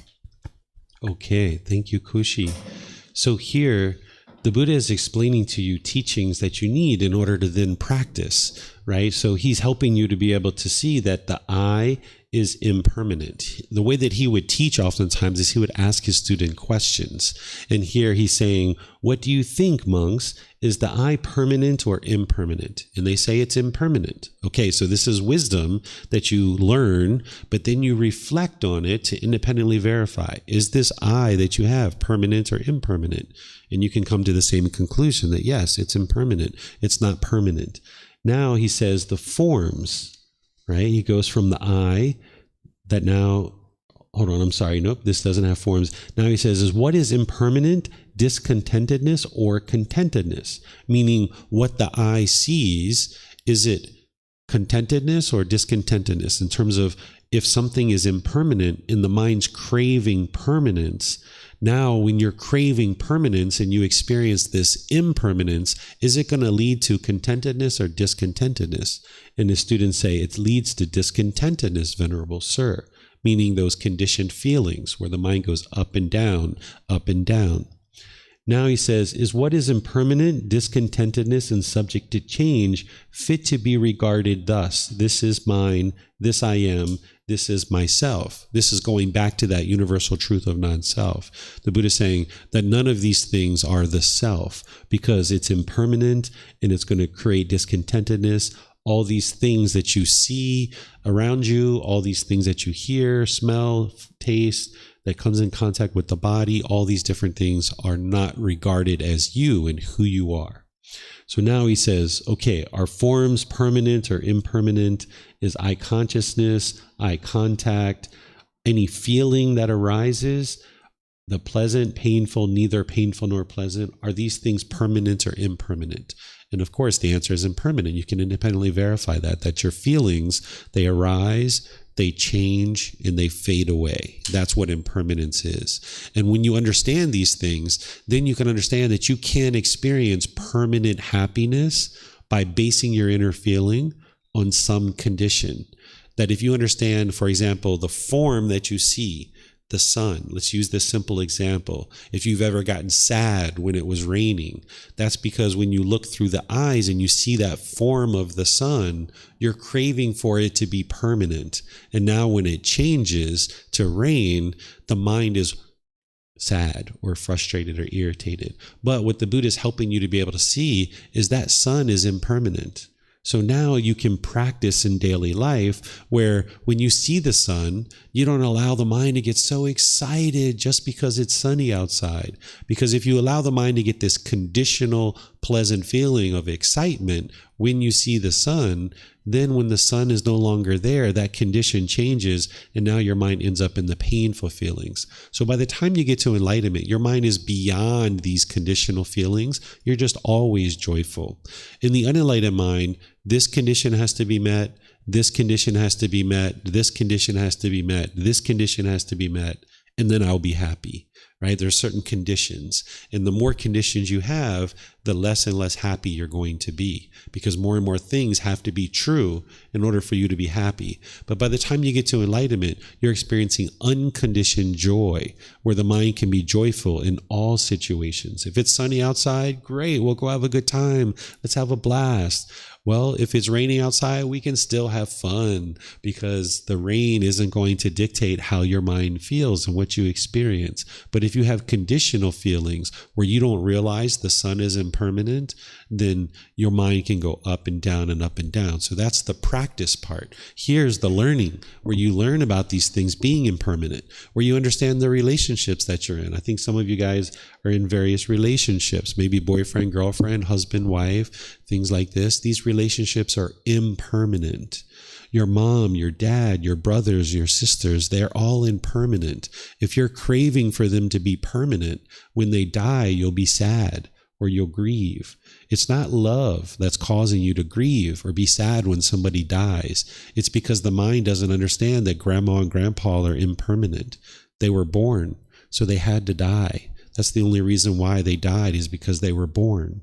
And if your mind's craving for them to be permanent, holding on to them, not realizing that they're impermanent, then when they die, you'll struggle with that, because your mind doesn't understand the universal truth of impermanence and you're craving for them to be permanent. So you learn something like this in a class, and then you practice that you understand that mom and dad, grandma, grandpa, brothers and sisters are impermanent, that you can't be with them permanently. So then not only when they die do you not grieve, you can just maintain your love, you can maintain your joy and your appreciation for them. But even when they're alive, you don't try to control them and do things your way permanently. That's part of the practice.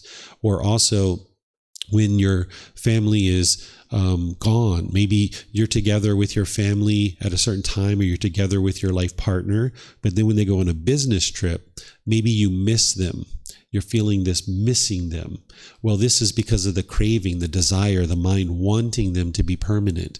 You now feel a bit miserable because they're gone for a few weeks on a business trip. But if you understand that they're impermanent, then you can practice that when they're gone, you can maintain your joy. Whether they're there or whether they're gone, you can maintain your joy. You're not going to base your inner feelings. If my partner is with me and we're together, I'll be happy. But when they're away from me, I'm going to feel miserable, or I'm going to feel lonely, or I'm going to feel bored, because that's the mind craving. So this is the Buddha helping you to be able to see that all these things are impermanent, that you come in contact with through the 6 sense bases. So he's reminding his students of that by asking them these questions. Let's see what else we have here. And then he's reminding them that none of that is the self. And then ultimately what he gets to is he explains that the fading away of these strong feelings and the elimination of these strong feelings experiencing the freedom from these strong feelings, it comes from eliminating this craving, desire, attachment, realizing that these things are impermanent. If you didn't realize that these things are impermanent, then your mind would just continue to crave them to be permanent. So that's why you're gaining this wisdom in a class like this, where you can understand and learn the teachings, then you reflect on them to independently verify, then you put it into practice in your daily life, that you don't allow the mind to cling and crave and hold on to things. But the thing is, right now, your mind is craving, your mind is clinging, you are wanting certain things to be a certain way. So that's why your mind's experiencing this discontentedness. But slowly but surely, you can train your mind through your practice to be able to not cling to these things, and then you can maintain your joy all the time. Any questions on this chapter? Yes, sir.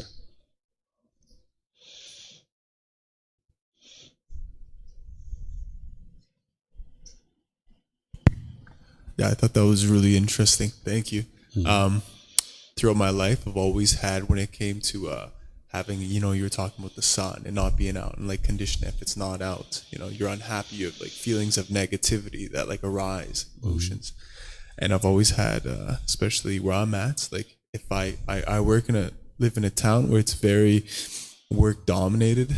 And so there's all these little pressures and little things so I feel like if I'm not working out, if I'm not doing like little self-help, and you talk about disconnecting from the self, like there's no self, but like if I'm not working out, if I'm not doing certain things, whatever, an ice bath, whatever it could be, there's discontent in myself, because then I feel like I'm almost having these things make my day good, and it creates a lot of discontent. So I thought that was kind of interesting what you're talking about. I have certain things I do through my day, and if I don't do them, there's like a large amount of discontent, emotions that arise. So just kind of, I related to that quite a bit. Yeah. You mentioned there that when you don't do these things, there's discontentedness in yourself. Yeah. Okay. So what you would like to get to is where you realize that discontentedness is in the mind. It's not in yourself, because there's no self here.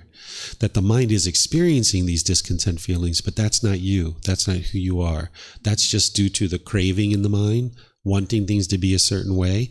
And you can eliminate that craving from the mind and get to the point where it's sunny outside, you're joyful, but not because of the sun. You're not joyful because of the sun. You're joyful already before you even saw the sun.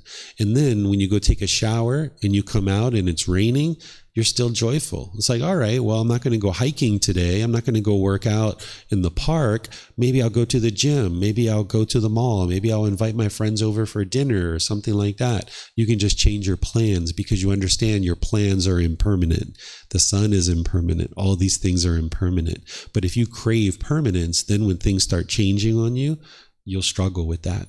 And that's why when grandma's alive, you're happy. When grandma's dead and no longer here, I'm sad, I'm frustrated, because the mind's craving grandma to be permanent. What love is this genuine interest in seeing beings be well. That doesn't cause the grief and the sadness. Oftentimes people think it does, but that's not what's causing it. It's the craving. So your mind will have these various cravings, whether it's working out, whether it's certain foods, whether it's being with a certain friend or family member, or wanting certain clothes, to wear certain clothes. And you wake up in the morning, you realize that particular shirt you were planning to wear isn't clean. And it's like, oh, I really wanted to wear that shirt. Or maybe you lost your earrings or your jewelry and it's misplaced and you don't know where it's at. And you go around the house feverishly looking for this jewelry. And now your mind is shaken up, because you don't have this permanence that the mind's craving for. Yep. Awesome. Thank you. Yeah, you're welcome.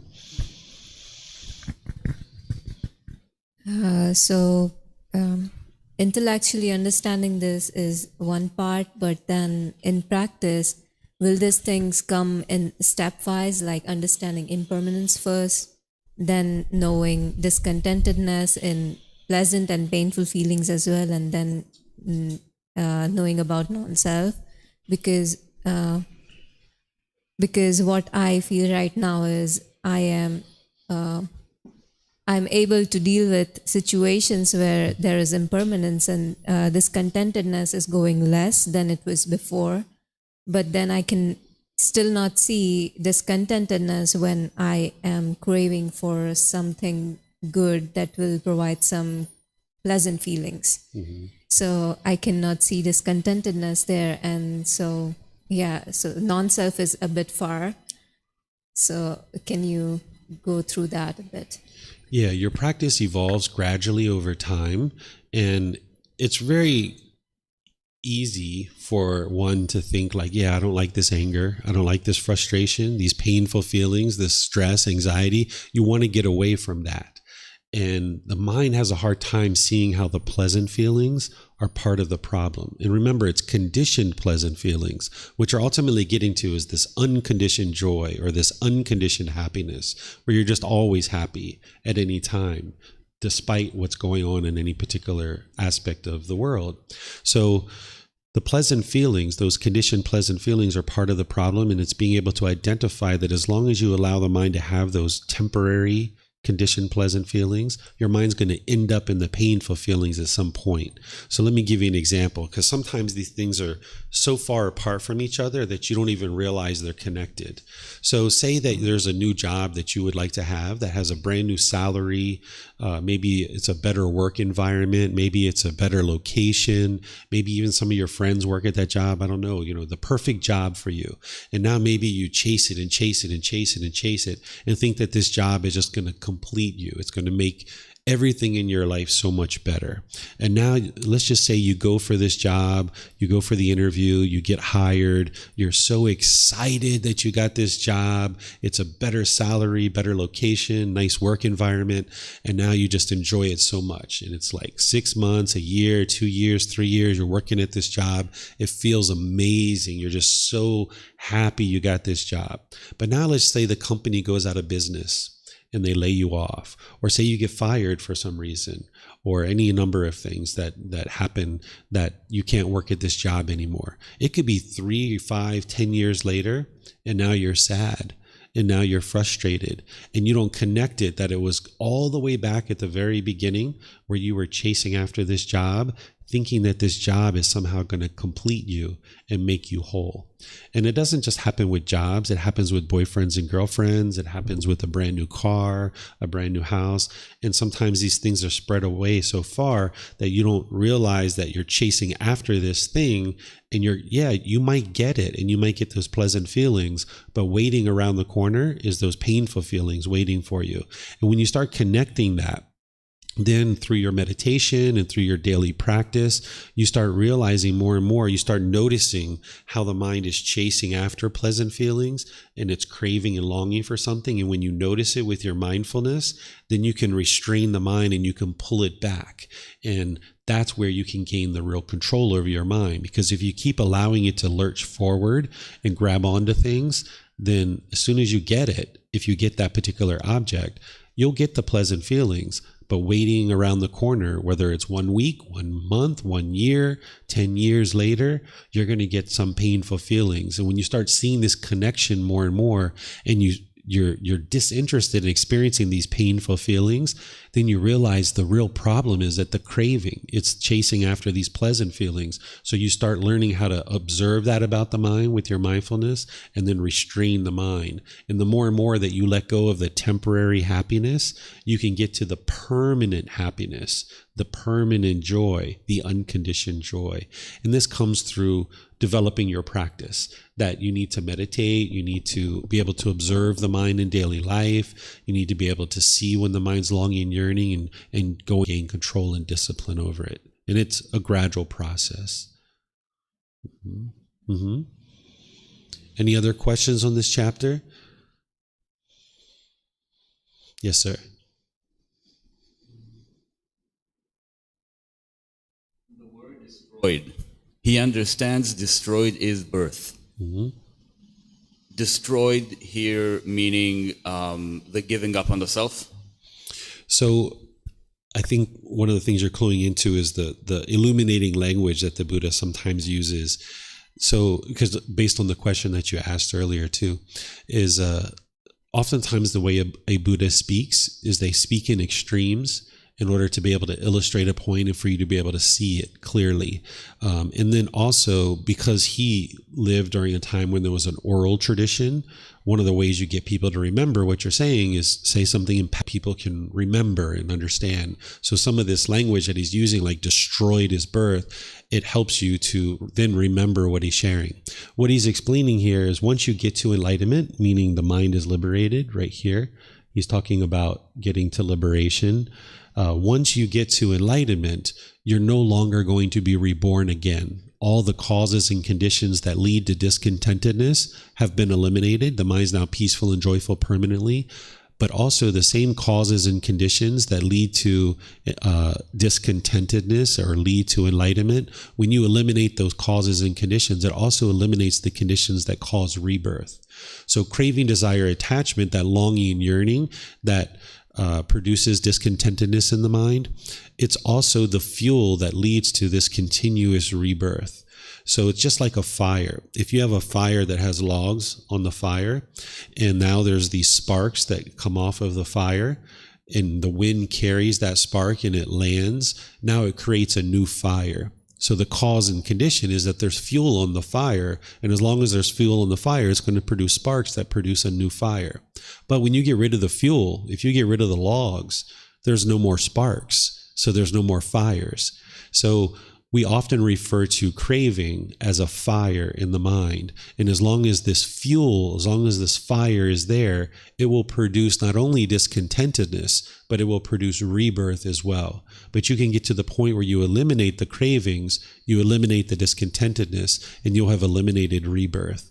And while right now you might not have the wisdom to be able to independently verify the cycle of rebirth, even this teaching of the cycle of rebirth can be independently verified, that you can see true reality, that there is continuous rebirth. Right now, you might just be believing that you only have one life, but in reality, there's this countless lives that you can ultimately independently verify, because there's nothing on the path to enlightenment that you should ever believe, including the cycle of rebirth. But the cycle of rebirth isn't typically something that you approach when you first get started on the path to enlightenment, but I suggest for students to set it to the side, because it's not about believing the cycle of rebirth, but through learning and practicing the teachings to train your mind to get to enlightenment. And the more and more pollution you lift out of your mind, there's multiple ways to independently verify the cycle of rebirth. And once you do, it can provide you some additional motivation and encouragement to get to enlightenment, because you realize you're stuck in this continuous cycle and you're trying to escape that.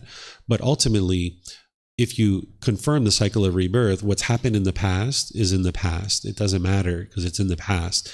What may or may not happen in the future, it's in the future. It doesn't matter. At this point, you're a human, your mind's discontent, and you'd like to solve that. And that's what the core central teachings are going to do for you. The cycle of rebirth is interesting. It helps you to connect a few things, but it's ultimately not something that you need to do at the very beginning of your path to enlightenment. But also with that, don't believe that either.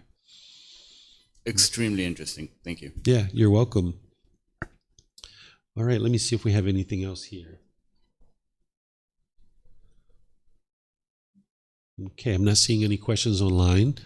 So I normally take a break at 10:30, but what I've been doing recently is just keep teaching and let you guys do whatever you like to do. As you guys see people come and go in and out of class, if you guys have other things you need to do, feel free to move on in your day. If you would like to use the restroom, as I mentioned, there's a restroom in the back of the room, the last door on the right. There's also some water. If you guys would like to continue learning, for those of you guys that are here, I'll just keep teaching. But if you would like to leave at any point, feel free to leave. It's up to you. It's your life, your decisions. I make myself available to share these teachings, but obviously people come to class with maybe the thought of they're going to be here for an hour or two or what have you. So whatever amount of time you're planning to stay here, that's up to you. You're not being disrespectful if you choose to get up and leave. This is just impermanence, that everyone that came at the beginning of the class isn't going to be here when we're finished class. That's impermanence, right? And if I was craving for everyone to stay here all the way through the class, I'd be angry or discontent or frustrated. But I don't have that craving where I want you to stay here. I'm expecting you to stay here. But as long as you're interested in learning, I will be here to teach you. Okay? So is there someone who would like to read this next chapter, chapter 23? Would you like to read, sir? You volunteered last time.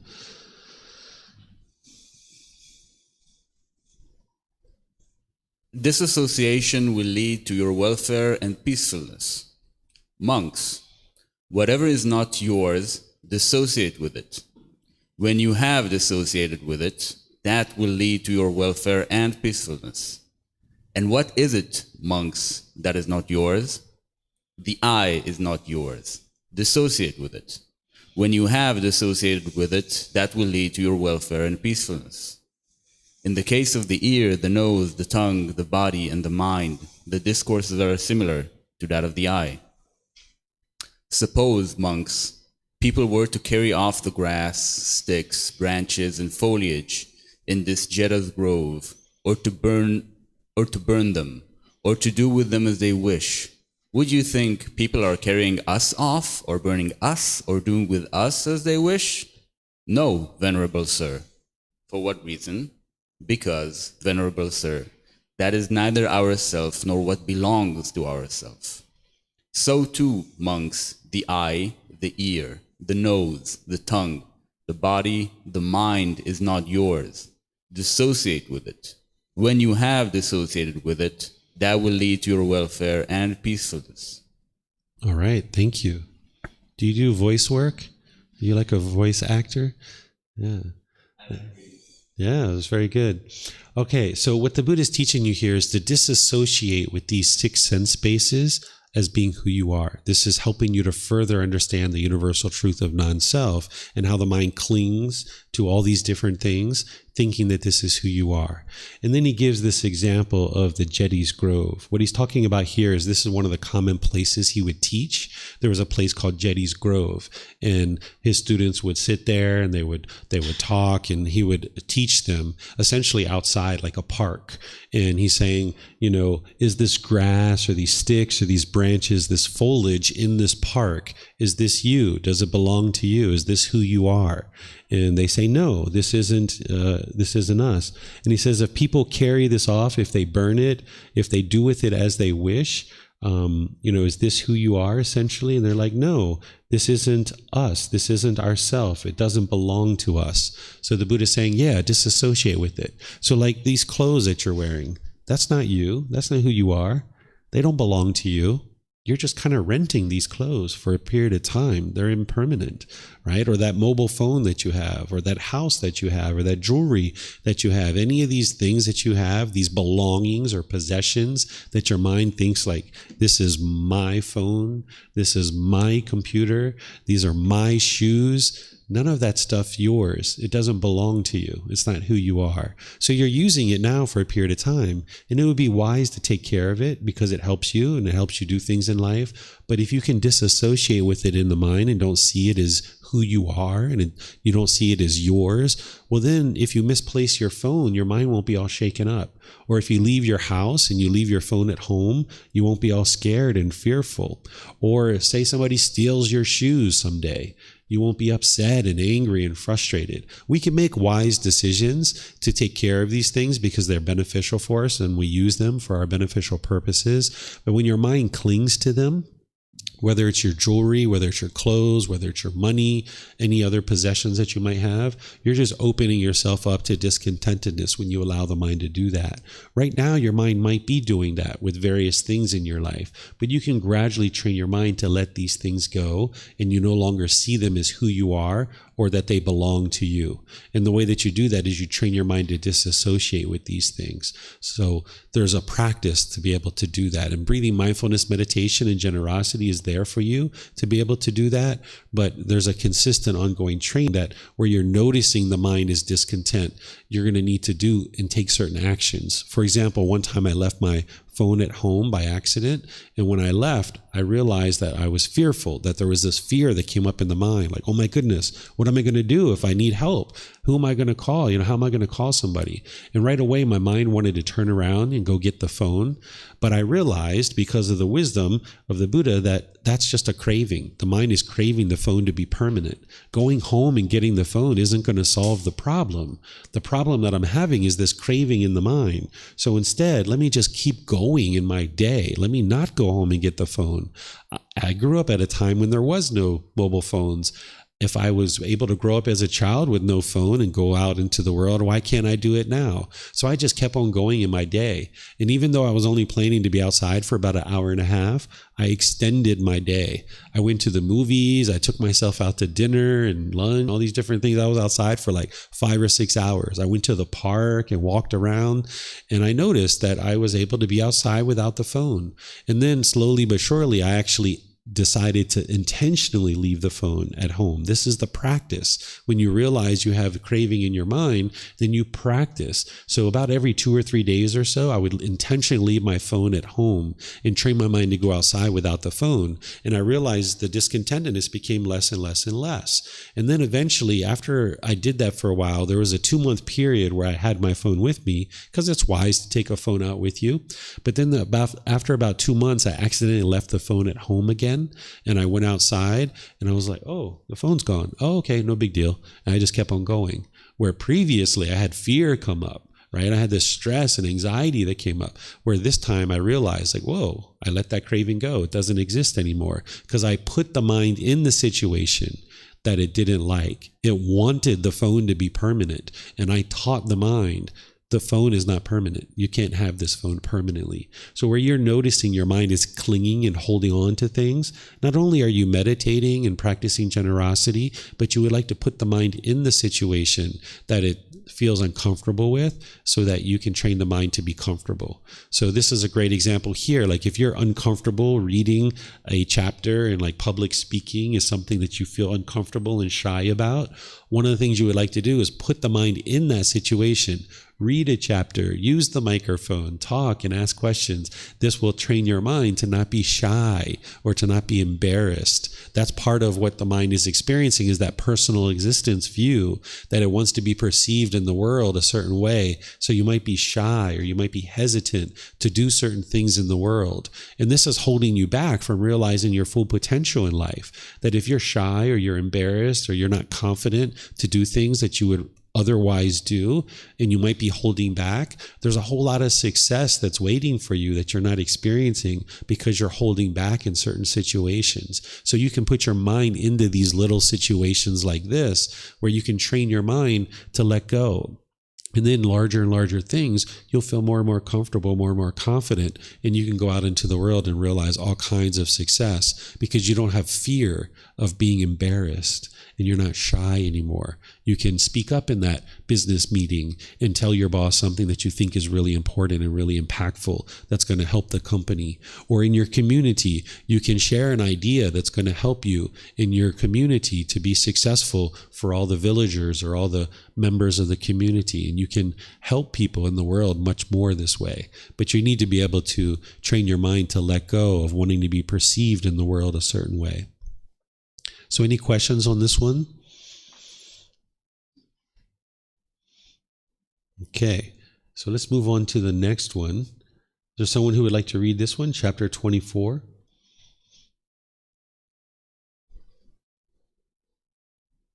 You can read more than once if you like as well. Yep.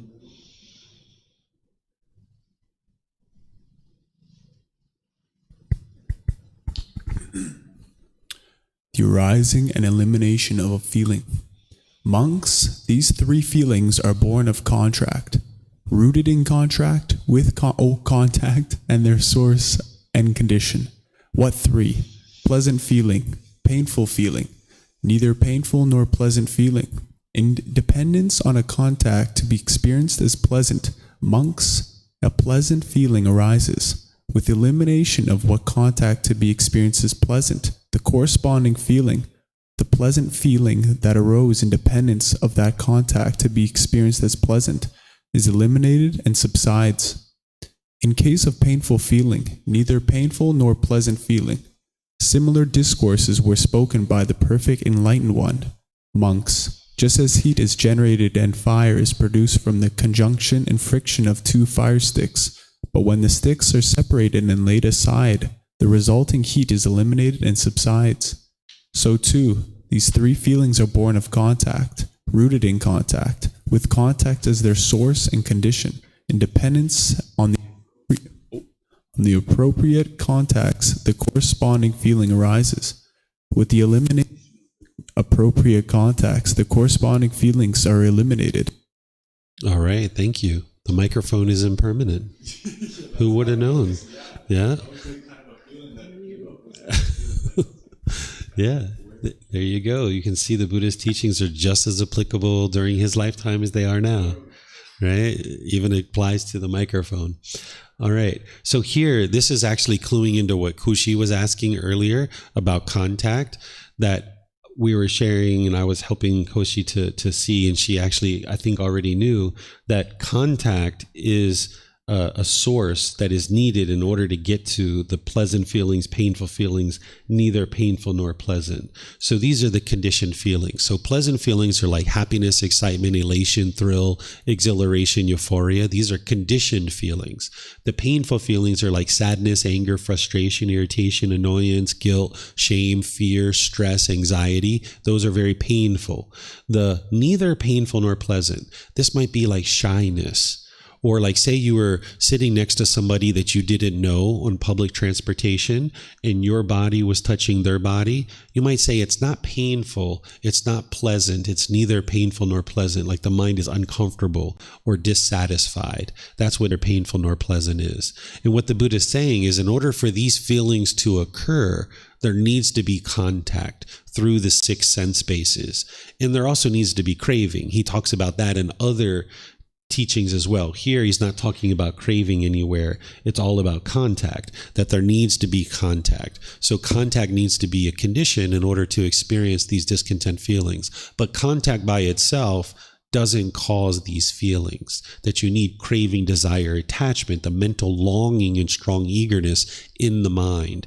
If you've ever been in the mall and you saw a brand new pair of shoes and you were like, oh, a new pair of shoes. Yes, I want those so bad. Or you saw a new phone or a new computer or a new video game or something like this. And you're like, oh, I just got to have that right now.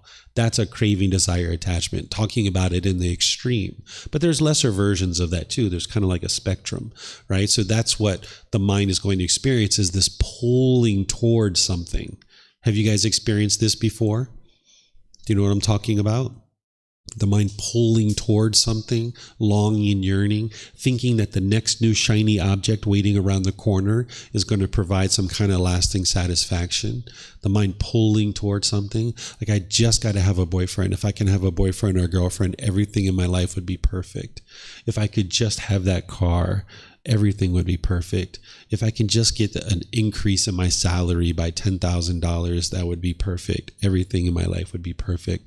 And it feels happy. You feel happy for a period of time when you get those things, but then it fades away because it's conditional happiness. It's temporary. It arises, it changes, and it fades away.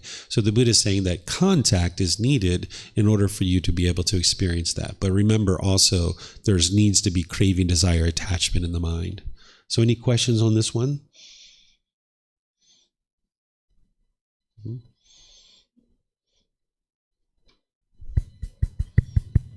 So you almost have to go through that like cycle over time of like going through that desire and being aware that it's not going to fill that part of you. And you have to go through that to actually understand like that kind of, that feeling, right? That it's not actually going to help you. You got to go through that and experience it through life to actually, this is what I'm trying to get across, so you can actually understand that it's not going to. Yeah, you have been experiencing this all throughout this life, in all your previous lives as well. You've been experiencing this over and over and over again, and you just didn't realize that this is what was happening. That's why we tend to blame other people for the feelings that we experience. So you've been experiencing this for countless lives, countless eons of years. And one of the things that a Buddha is able to do is they're able to figure this out for themselves of what's causing the mind to do these things. And then they solve their own problem without any teachers or any guides. A Buddha can discover how to get to enlightenment. That's the first criteria of what makes a Buddha, is that they independently discover the teachings that it takes to get to enlightenment. Then the second criteria is they share those independently discovered teachings with countless people during their life, and countless people get to enlightenment during their life. And then the third criteria is that they preserve the teachings in such a way that countless more people get to enlightenment after their death because they preserve their teachings. So they independently discover teachings. They then dedicate the rest of their life to sharing those independently discovered teachings, and countless people get to enlightenment. And then they preserve their teachings in such a way that countless more people can get to enlightenment. So that's what a Buddha can do. They can accumulate wisdom over multiple lifetimes and actually get to enlightenment by themselves. But since you're not a Buddha, you would need guidance. You would need help like this to be able to learn. And now they're out to you what your mind is experiencing, and then you independently verify it, and then you practice it. And now with that wisdom, you start making wiser decisions that you think about, okay, I'm at the mall, I see that new pair of shoes. Gosh, I really want those new pair of shoes. But you know what? I got 30 pairs of shoes at home. Why do I need one more pair of shoes? How many pairs of shoes can I wear in one time? I can only wear one pair, and I've got hiking boots. I've got my flip-flops. I've got my tennis shoes. You know, you got all these things. And you're like, that extra pair of shoes is not going to complete me. This void that you might feel in the mind, this pair of shoes is not going to complete me and make me feel whole. So why should I get that new pair of shoes? I don't need a new pair of shoes. Maybe the mind wants it, but I don't need it. So what we do in the unenlightened state is we tend to chase after our wants. And what you would like to start doing is looking at your needs and figuring out, what do I really need in this situation? Because that's where you can be content and you can be joyful. So when you start seeing it, like the Buddha's pointing it out to you and helping you be able to see what your mind's experiencing, then when you gain the wisdom of seeing what it is experiencing, then you start practicing differently. And now let's just say you do need a pair of shoes, and you go to the mall and you're walking through the mall and you're like, that's the pair of shoes I need right there. Perfect. Let me go into the store and see if they have my size. They may or may not have my size because of impermanence. And now you go into the store, you check out the shoes, you find out that they don't have your size. Okay, no worries. I'll just try another store.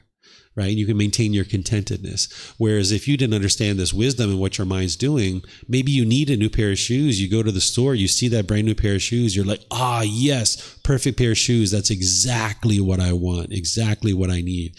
And now you go into the store, they don't have your shoes. You'll be frustrated. You'll be irritated. So you can start practicing this, and you can start seeing, like, hold on, if I just understand impermanence and I don't crave this pair of shoes, I can go into this store and I may have my shoes and they may not. And I can maintain my joy and my contentedness regardless. I'm not going to base my joy, my happiness on whether or not they have my shoes or not. So that's where the practice comes in. But you need to be able to learn it like this, to be able to see it. And the Buddha is pointing it out to you, helping you see that. That's where you can see that it's not like rules, it's not commandments. The Buddha's not trying to force you or convince you to do anything. He's just explaining to you how he got to this peaceful mental state, and then you're welcome to make that same journey if you'd like. Mm-hmm.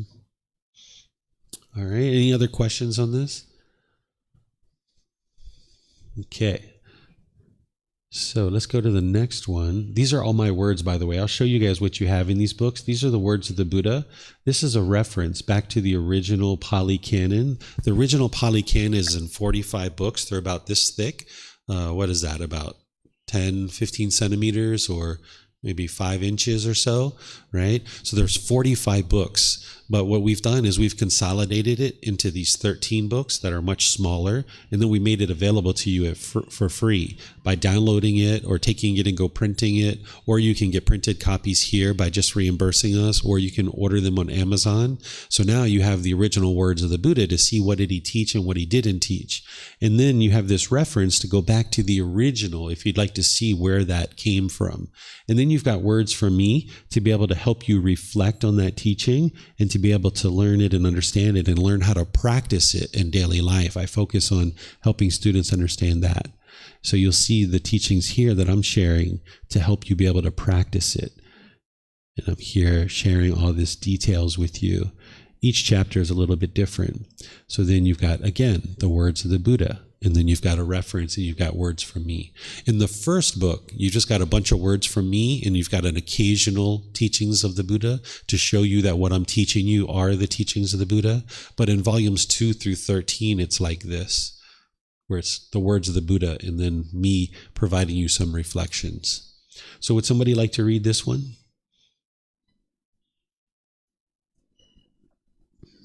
Go for it.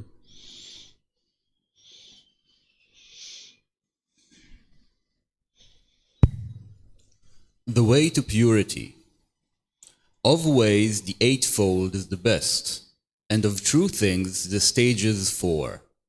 Freedom from strong feelings is the best of things.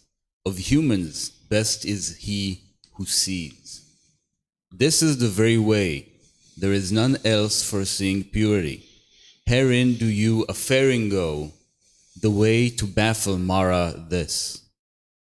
Herein, when you have faring gone, as end you'll come to make of ill.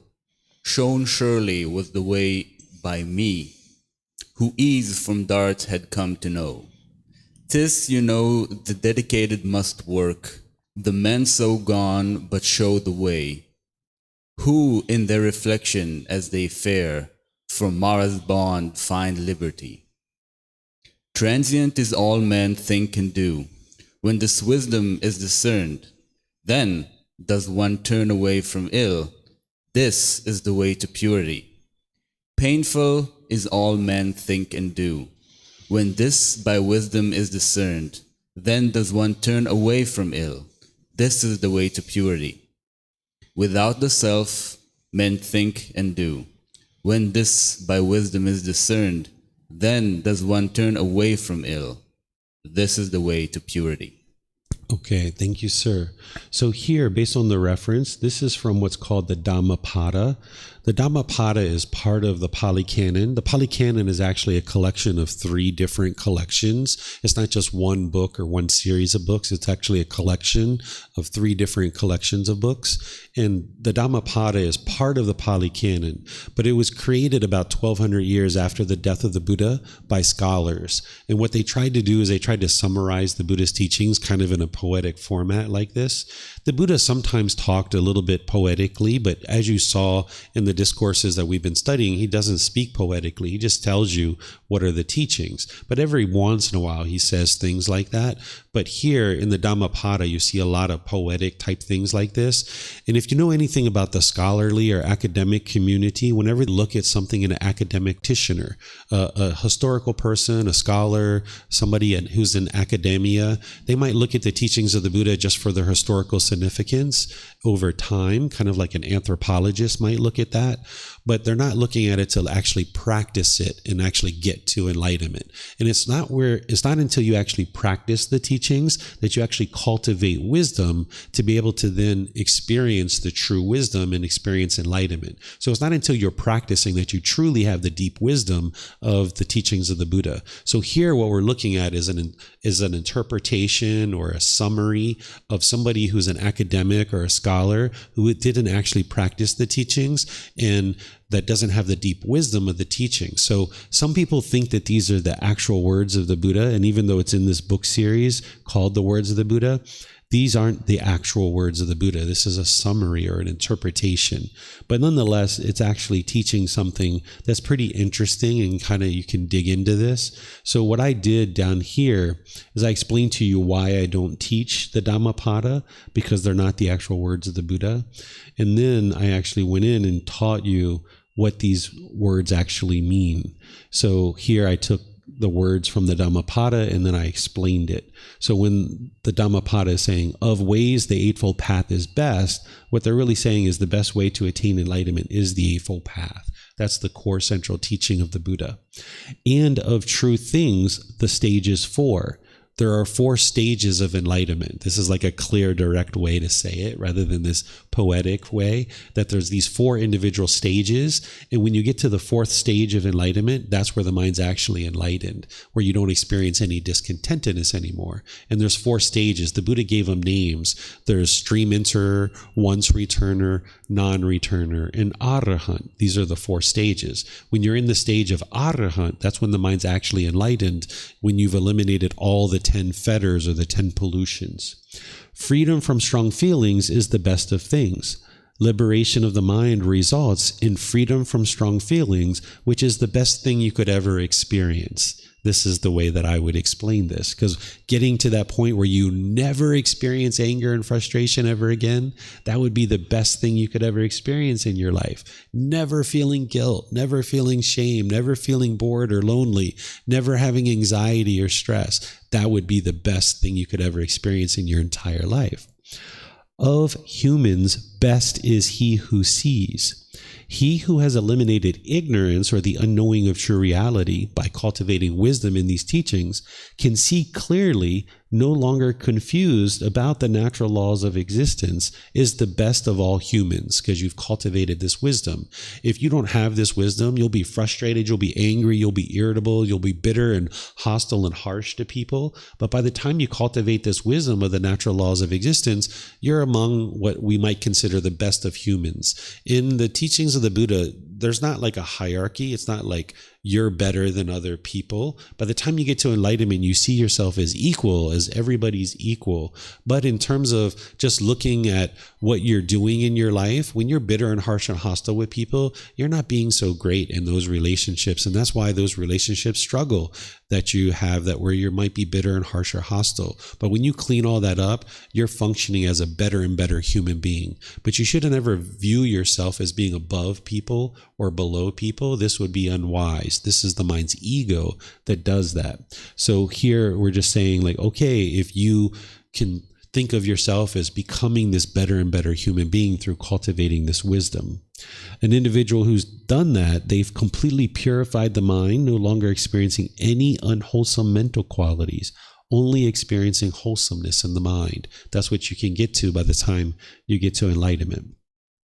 This is the very way. The Eightfold Path is the way to enlightenment. There is none else for seeing purity. There is no other way to purify the mind other than the Eightfold Path, where the mind will eliminate all ignorance or unknowing of true reality, being able to see true reality, seeing clearly. Herein do you a faring go. This is the way to go forward on the path to enlightenment. The way to baffle Mara, this. The way to eliminate unwholesome influence of Mara, the evil one. What Mara is another tradition you might have heard of, like the devil or Satan or Lucifer, things like this. The Buddha referred to this being as Mara. What Mara is a formless being that is interested in causing calamity in the world and influencing people to do unwise things. And by you doing unwise things, it produces calamity in the world. So by the time you train your mind to get to this wisdom and you're making wise decisions, Mara can no longer affect you, because you have wisdom and Mara can't influence you to do unwholesome or unwise things. So eliminating the unwholesomeness of the mind will essentially blindfold Mara, where Mara can't influence you any further. Herein, when you have faring gone, when you have gone forward on the path to enlightenment, as end you'll come to make of ill. You can eliminate all desire to cause harm. I think this should be elimination. You can make elimination of all desire to cause harm. Shown surely was the way by me. I have shown you the path to enlightenment through these teachings, meaning this is the Buddha teaching, right? But this is the scholarly interpretation. Who ease from darts had come to know, when you will come to understand the ending of painful feelings. So those darts are like the painful feelings that you're experiencing in the mind based on the lack of wisdom, the craving, desire, attachments in the mind. They're like darts. When you get hit with some anger, you get hit with some frustration. It's like a dart hitting you. 'Tis you, the dedicated, must work. You must have dedication to do the work, to attain enlightenment. You're going to need to be diligent and dedicated to learn and develop your practice, to meditate and these kinds of things. The man so gone, but show the way. Those who have eliminated discontentedness, have attained enlightenment, will show the way. So the people who attain enlightenment, or in one of the 4 stages of enlightenment, they're the ones who are teaching and guiding, helping people to be able to get to this enlightened mental state. That's what the Buddha would have ultimately shared. Who is their reflection as they fare? Through reflecting on the teachings to acquire wisdom as they walk forward. From Mara's bonds find liberty. They will experience liberation of mind, or freedom from strong feelings, and escape the bonds of Mara, the evil one.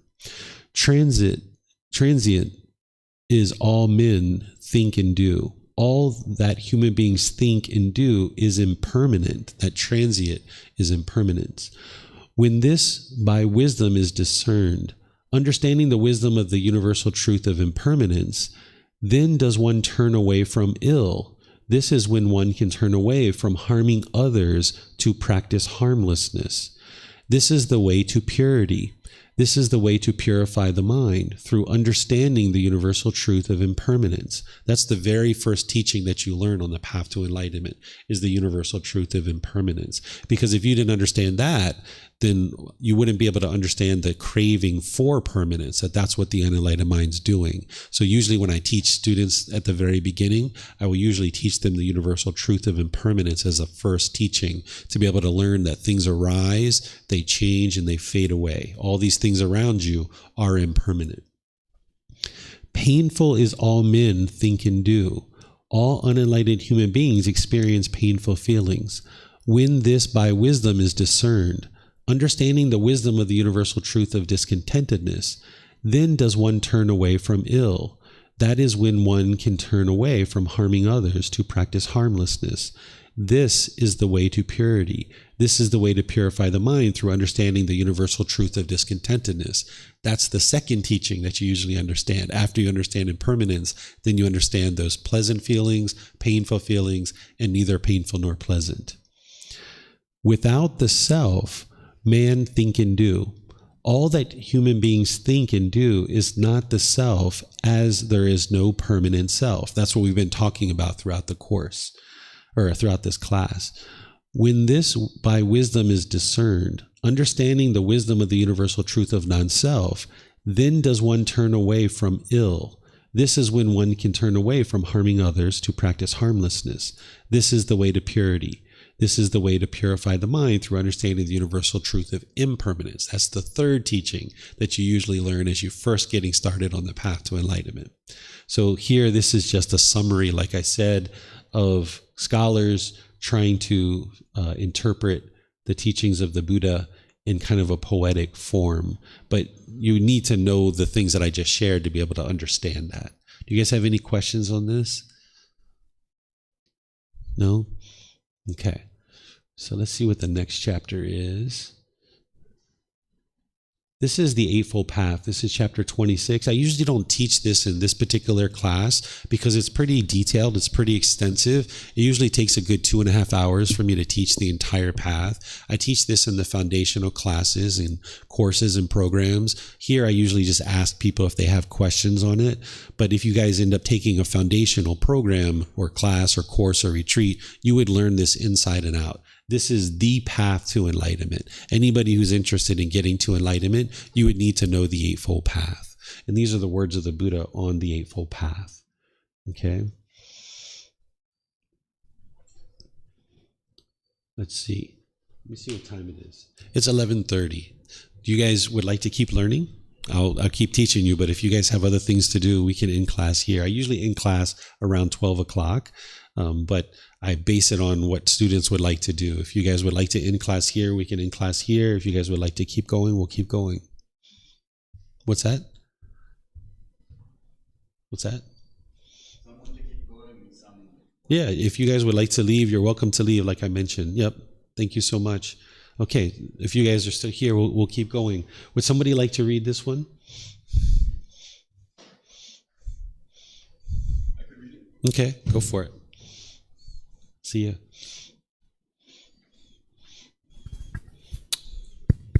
reflection on every step can be liberation to nibbana, enlightenment. Certainly monks, I say, fetter destruction, taints depend on the first jhana, the second jhana, the third jhana, the fourth jhana, the sphere of infinite space, the sphere of infinite consciousness, the sphere of nothingness, the sphere of neither perception nor non-perception, the ending of perception and feeling. Monks? I'm going to pause. The reason why is because this is a teaching that really requires a lot of other understanding. So I'm going to go forward and find another teaching that'll be more helpful for you guys. What the Buddha is actually talking about here is he's talking about these preliminary phases that the mind goes through before you get to the first stage of enlightenment. These are preliminary phases that the mind experiences. And this is actually quite detailed and quite extensive teaching here. So if you read all of this and then I explained it to you, what I just explained is probably enough for you guys at this point. So let me see what other chapters we have here. This is the Four Noble Truths. This is actually one of the beginning teachings that you learn with the teachings of the Buddha when you first get on the path to enlightenment. This explains the problem in the unenlightened mind, the cause of the problem, the elimination of the problem, and the path forward. And I summarize this in other teachings. It usually takes me a good 45 minutes to an hour to teach you this, but this is something that you would learn at the very beginning of enlightenment. So I'm going to move past that, even though it's a pretty important teaching. Let me see if there's anything else here in the chapters that we have for today that could be something you guys might understand. This is another teaching that's very deep. It's connecting the Four Noble Truths and dependent origination together. So this one would take me quite a while to explain to you guys. Let me see what else we've got. Okay, we can read this one. This is the last one that I usually go up to 10 chapters a day. So let's read this one and then I'll explain this one to you. A steam enter is worth more than being a wheel-turning monarch.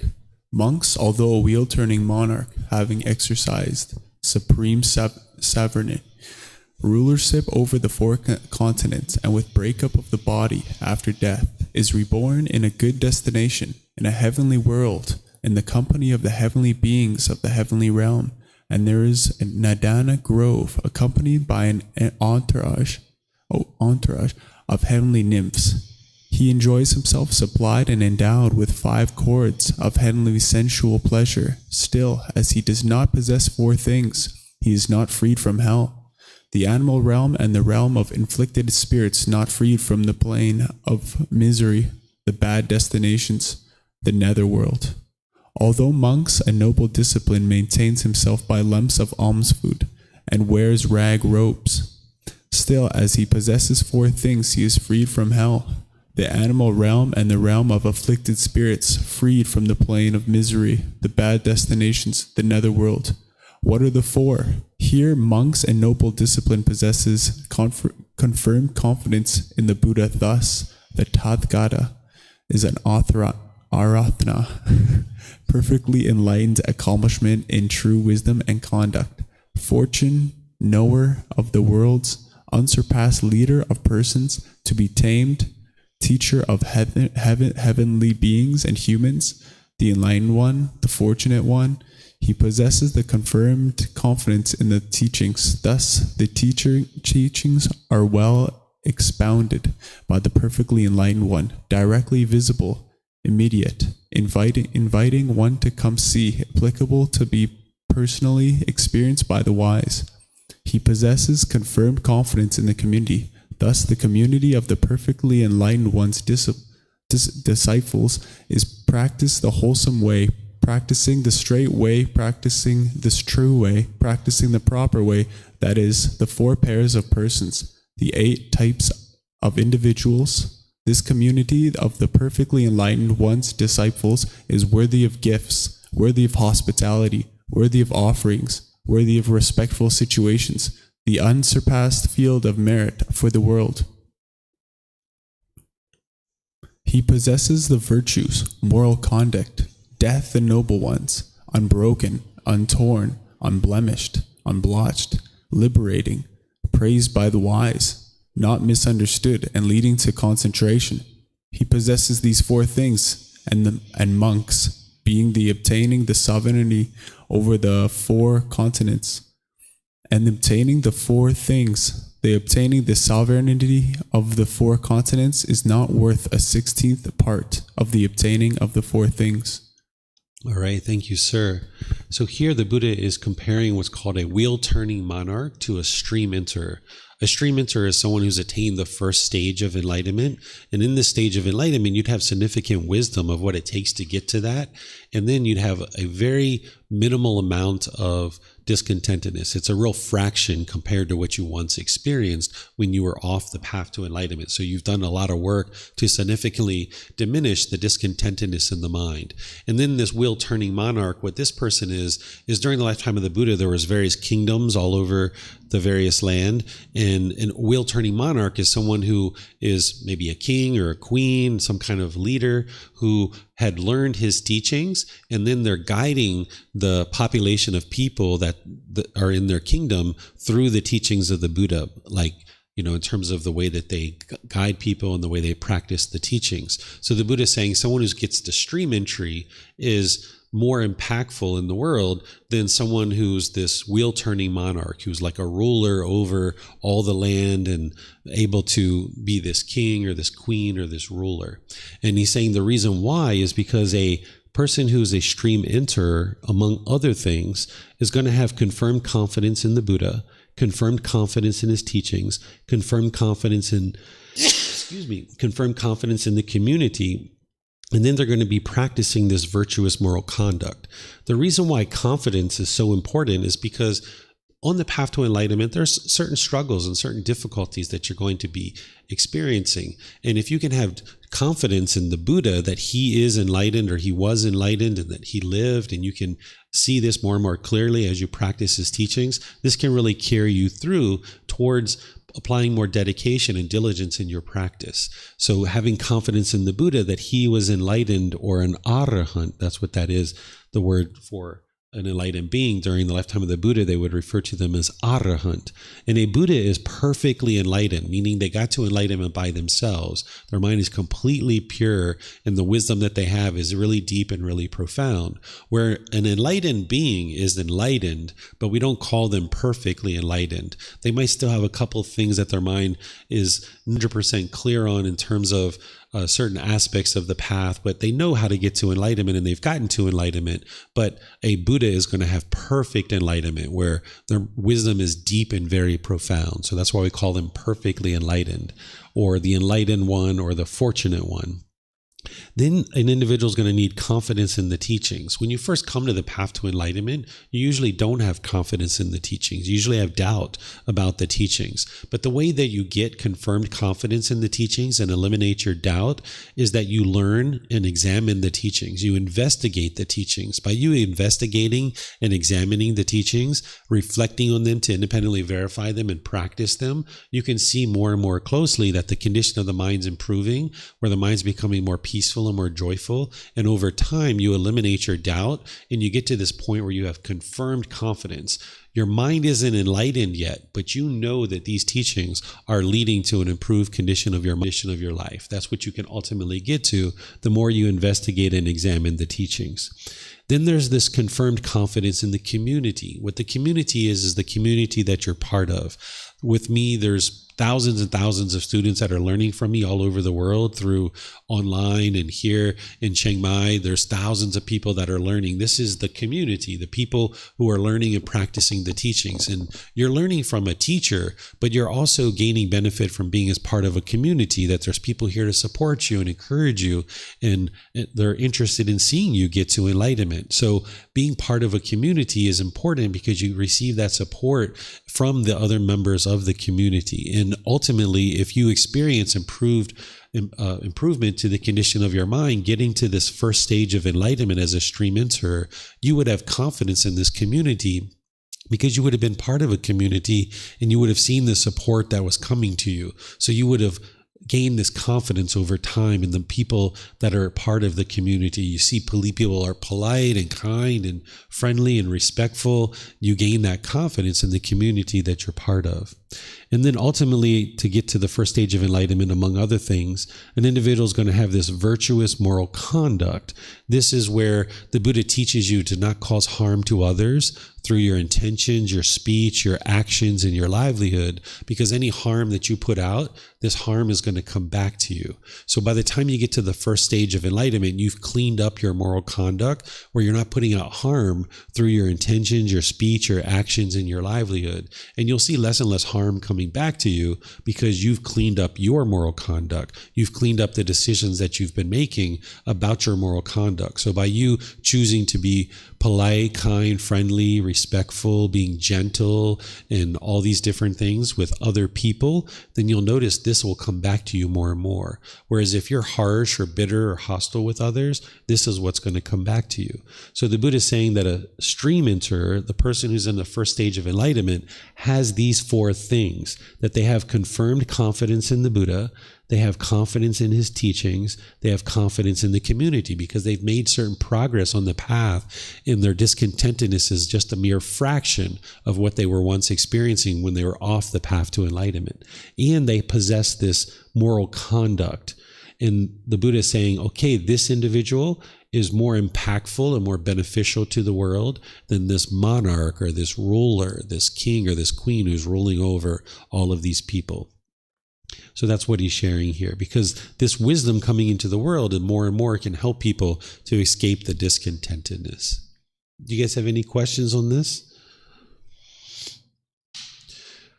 All right. Well, I'm going to end class here and thank all of you guys for coming to today's class, because you've had great questions, you've had wonderful discussion, you've helped out to share the teachings by reading them. I always appreciate people when they have dedication and diligence to learning the path to enlightenment. And if you guys would like to continue to learn, there's courses and classes and retreats you can join either here at the temple or online, and you can check those out on our website. You can talk with me privately if you like, if you're interested in knowing those. We even have some of them on the bulletin board over there. So there's all these books and videos and podcasts and classes and courses and retreats and personal guidance available for you. If you decide you're done with the anger, you're done with the frustration, you would like to get rid of the guilt and the shame or the fear or the negative self-talk or the stress or anxiety, the teachings of the Buddha will help you to do that. And I'm here to help you. So thank you all for coming today and deciding today is the day that you'd like to learn the teachings of the Buddha.